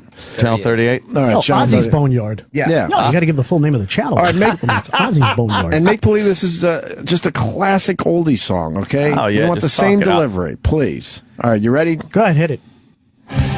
Well, good morning. I know it's tough getting up on a Monday morning and getting things off to work, getting the kids into the car, but I tell you, I got something that's really going to get your blood pumping. It's a great song. I love these guys. I hung out with them last summer. It's Merciful Fate and Evil. Matter of fact, my buddy Jim Norton plays this for you on Boneyard. You can check that out on Sirius XM Channel 38. I heard right to that guitar there. See, Right. That's a ramp right there. Yeah, so I really could, You hit one of the ramps. I hit one of the ramps there. But you didn't talk about the grave and all that. No, that's not my shtick. That's not his shtick. That's not my shtick. It's like I wouldn't expect Jimmy to perform at a communion birthday reunion party. Yeah. That's not that his with my shtick. pants on. Yeah, that's not his shtick. You know, you have to know your strengths and you have to know your weaknesses. Well, what if a pretty particular radio show we only have weaknesses? What if we are one giant weakness? That's the beauty of it all. Oh, yeah. Well, Dennis, we've seen you around here for years. Just barely said hi to you. Talked to little Islanders. Yeah. Little And then you Yankees. became a star yeah. this past Friday on the Tequila and Donut Show that E-Rock brought to the table. E-Rock yes. was a little mean to you, though. I didn't care for that. Yeah, I didn't like that at all. I was a little mean-spirited. No, Well, you to know be what? fair, It's showbiz. Dennis was also calling E-Rock. He wasn't calling him E-Rock. What are you calling him? They called him Slavo. Oh. Was it because of his weight? I understand. Well, his whole, he's got to come a nicer dressed here in the office because, he's not only in the studio with you gentlemen in the morning, he's also out there mingling, so people walk around, they want to see somebody a bit Being more presentable. representative of this program, Yeah, he's maybe. basically a slovenly pig, you're saying. I'm back in the golden age of broadcasting. Broadcasters wore shirt and ties to the radio station. Oh. That was nice. You look up a picture of William B. Williams, the legendary disc jockey who worked at WNDW 1130. See a picture of Willie B. Yeah. Willie B. How many years Williams. was he Shirt there? and tie. Shirt and He was there for tie. about 25 years or so. Oh, He was there God. for a long time. Oh. He used Shirt to play and a lot tie. of Frank Sinatra music. He just, he was just a very suave, Very debonair-looking guy. replaceable, Well, that's just from Let's see. another Yeah. fucking There time. he is. They used to wear, Willie they B. used to wear suits to baseball games, too. There he is. And they would lynch blacks. They all have the Beatles look They going used to on. wear suits to Broadway shows. Yeah. It's just going out. People used to wear suit and tie or On airplanes. On airplanes. It was Yes. very nice too. Right. All right. That was Well, very you- nice. they really? Yeah. Well- Get dressed up to go on a Flight plane. 800 wrecked that. Oh, yes. Those Well, good Dennis, ties ruined. your shift is over, so why don't you intro the last song of your shift and get the hell out of here? All right, why don't we have something? Hey, how about by Irene Cara? She is 54 years young today. Wow. Irene Cara. Yeah.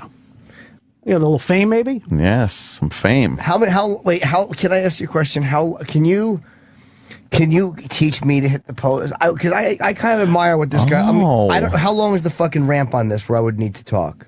I think fame, about 20 seconds or so. Is it? Whatever. Yeah. You just feel it. You Well, I'm not good at again. feeling That would go back to listening to it before you actually again.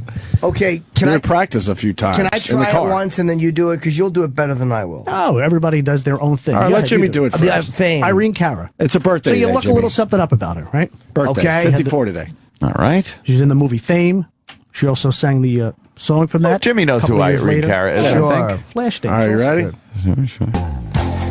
Yeah, this is one by Irene Cara. You might remember her from Fame while she was crying with her ugly tits out. The guy told her to suck her thumb. Remember that? And Bruno wanted to really fuck her, and he never got to. And then she was in DC Cab. She got picked up by Charlie Burnett. He died of AIDS in real life. It's kind of sad. Here it is. Oh, you hit a ramp, though. This is the wrong version. No, this is the wrong version. That's okay, but you did hit the ramp. It's the wrong version. She should have started singing. Well, you're exactly right. He had it. Ugly. He sure did. Old fucking old fucking candy corn tits. Played the wrong version, Travis. Yeah, I was the wrong version. I was I ramping played up. the one that was on the Fame soundtrack. I was ramping up for old candy corn You want tits. the other one?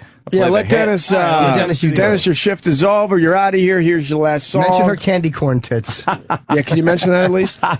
We'll see if we can work that in because I've got some other stuff to mention. All right. He's not going to touch that. Sirius XM, I tell you, I've had a blast reliving the past for you today as we reach back in time. But of course, if you're into the movie Dancing with the Stars, the TV show Dancing with the Stars, I should say, season 16, I recovered. It's live radio. You can recover. Season 16. Can you believe that? Season 16 tonight. Check it out. In the meantime and in between time, let's go back to 1979 with Irene Cara and Fame. Jesus. That's live radio. You can recover. You recovered. You did recover. He recovered well. And another thing about recovering, never say, excuse me. Calls attention that you made a mistake. Who cares, though? Just go on. I love it. It's such great advice. It really is. We can I learn love something it. from Dennis Falcone. Little things. It's been a pleasure. I notice you Yeah. smile when you talk. Yeah, because I'm happy. No, but I mean that Does that projects affect the way a you happy sound? voice. Well, that's like when you do a live promotion, a broadcast, right? Yeah. I'm sure when you guys are out on location, you're there smiling at people. Right? Yes, Hey, how are as ya? we're getting into the van to go home. Being rid of these fucking mutants. You guys have to spin. If you spin the wheel of prizes, people have a good time. You know when I that's smile true. during a live event? When I can hear Opie and Anthony in the next room on the air, and I'm getting jerked off in a bathroom. That's when I'm smiling. Dennis, That's comment? No. never happened to me at a live promotion. That's because I was giving away T-shirts and koozies. Right. Thank you, Dennis. Fantastic. Take care, guys. I wanted to shut my mic off. I just don't want to take the headphones Oh, off. well, Yeah, it's you know, fine. yeah, It's okay. Yeah, we got to Oh, get Jesus. that button. Feedback. You're all right with leaving the studio? The on-air light's still on. Take care, guys. I've had a blast reliving the Thank past. you. with A blast reliving the past. Dennis Falcone. Thank you, everyone. Dennis. They should be Fantastic. paying him way more than whatever Oh, he my makes. God.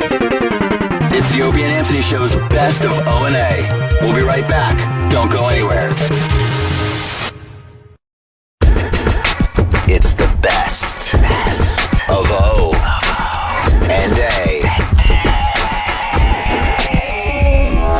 The cruise ship is finally back in port. Yes, it did dock there in Mobile, Alabama last night. All the news crews were there. As this thing was just chugging along at what, 6 to 7 knots? Limping its way into a port, yeah. And then the tow rope broke. Oh, did it? I didn't see that part. Oh, yeah, the tow rope. And I have a conspiracy ready. I'm not a conspiracy guy. Well, let's hear it. Well, if you're Carnival Cruises, right? Yeah. And you got this shit boat making its way to Mobile, Alabama. The shit boat. And you got the news crews waiting, right? Yeah. And what they're showing is a lot of passengers coming off the boat, interviewing with the news, and they're smiling, they're laughing, they're talking about, it wasn't fun, it wasn't a cruise, but they made do, they made doo-doo. Right. They made do, they had fun in some way, shape, or form. And the news was so fucking pissed off that they didn't have crying, horrifically disappointed and sad passengers. When I was watching, I think it was Wolf Blitzer, because the people from the ship were getting their phones charged. What's the situation? situation room. It was in the situation room. And they were getting their cell phones charged, so then they're finally making phone calls to the media, and Wolf Blitzer got one on. It's like, oh, man, and he describes, like, there's sewage in the hallway, sloshing around. A lot of sloshing. People are eating onion sandwiches and this and that, right? And the smell, and he gets a guy on, and the guy's like, well, Wolf, tell you the truth, it's not that bad. We're making do, and everyone's been cooperating and working together. Goodbye. And you could see it in his eyes, like he wants to fire a producer for getting the wrong person. Exactly. He got someone that completely could, handle the situation. Yeah. They showed a lot of people coming off the boat. There was a big, cheer that went off. Everyone's like, woo! Yeah. And you see people coming down the gangway. Apparently, they were all in robes. Right. And they were speculating that it was cold in Mobile that night. And I'm just thinking that people figured they would take everything. like take the fucking robe. That's a nice robe. Fuck it. I'm taking the robe. I'm taking the towels. I'm taking this. Or they got shit pants on. Do you think they had their shit pants? They had duty stains in the back of their clothes. They must have stunk 4 days without a shower. No brushing your teeth. Just walking around in shit. What do you think the cruise line will do for these people? Nothing. Well, the disaster PR is the fact that we all know that ship was filled with shit.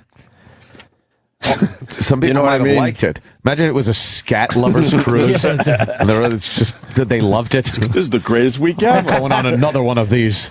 Some shit fan actually went and started the fire because he wanted his wife to have to shit in his face. Look at this. Everyone's smiling and laughing. Oh, they're all in their robes, clapping and having a good time. Yeah. Look at them. But the news they were hoping. They have bed sheets with little signs written on them, draped over the side of the ship. They're having a pisser. And a shitter. How many of those bars do you think? How many of those bars do you think are still intact? Oh man, right? I think they broke into everything. I think they did. Yeah, they just broke it. Did they start breaking into shit? Booze and yeah, I'm sure it was fucking like anarchy. I would love to take a tour of the ship. Look at they're showing bedding out in the hallways. Mm-hmm. They Tent said City. The toilets were overflowing in the rooms, so the rooms themselves were really stinking and. People were going out into the hallway. All those mattresses that they're showing were stained. Some of them with shit. How the fuck are they going to clean that? I mean, that shit is going to go into every nook and cranny. They got to clean that shit up. How? I don't know. Going to have to rip up every carpet. Bring in the wolf. Bring in the wolf. Now, sop up all those pieces of shit and piss. It doesn't have to be perfect, but...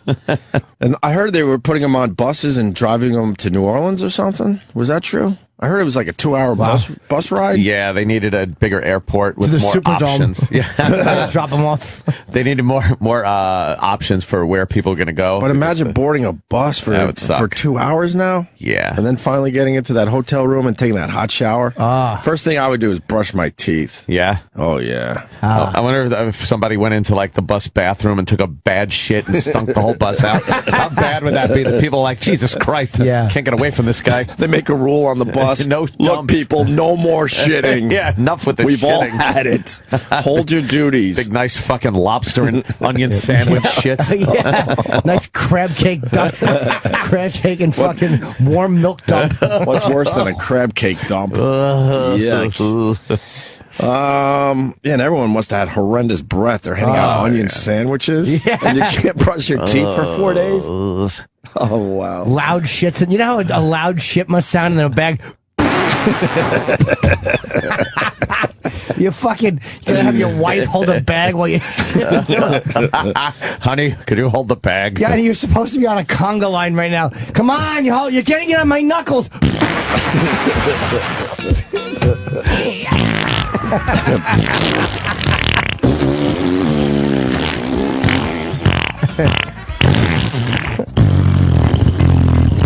I don't know.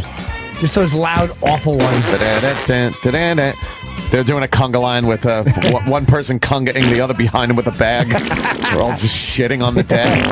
My asshole's hot.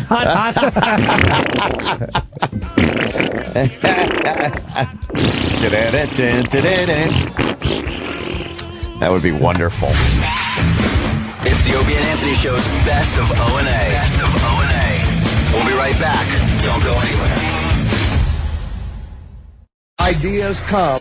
Stupid Simon Cowell said it was the best version of the song he's ever heard, and he's heard many, many people sing that fucking song. He wouldn't have liked my version when we were teenagers. Oh, no? Do you ever remember an inside joke you had that just makes you cringe?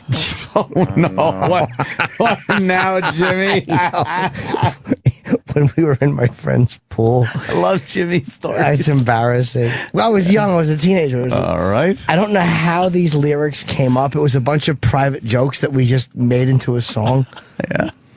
It was so stupid. It was somewhere over my big toe, I'll find hair and puberty, says my mother.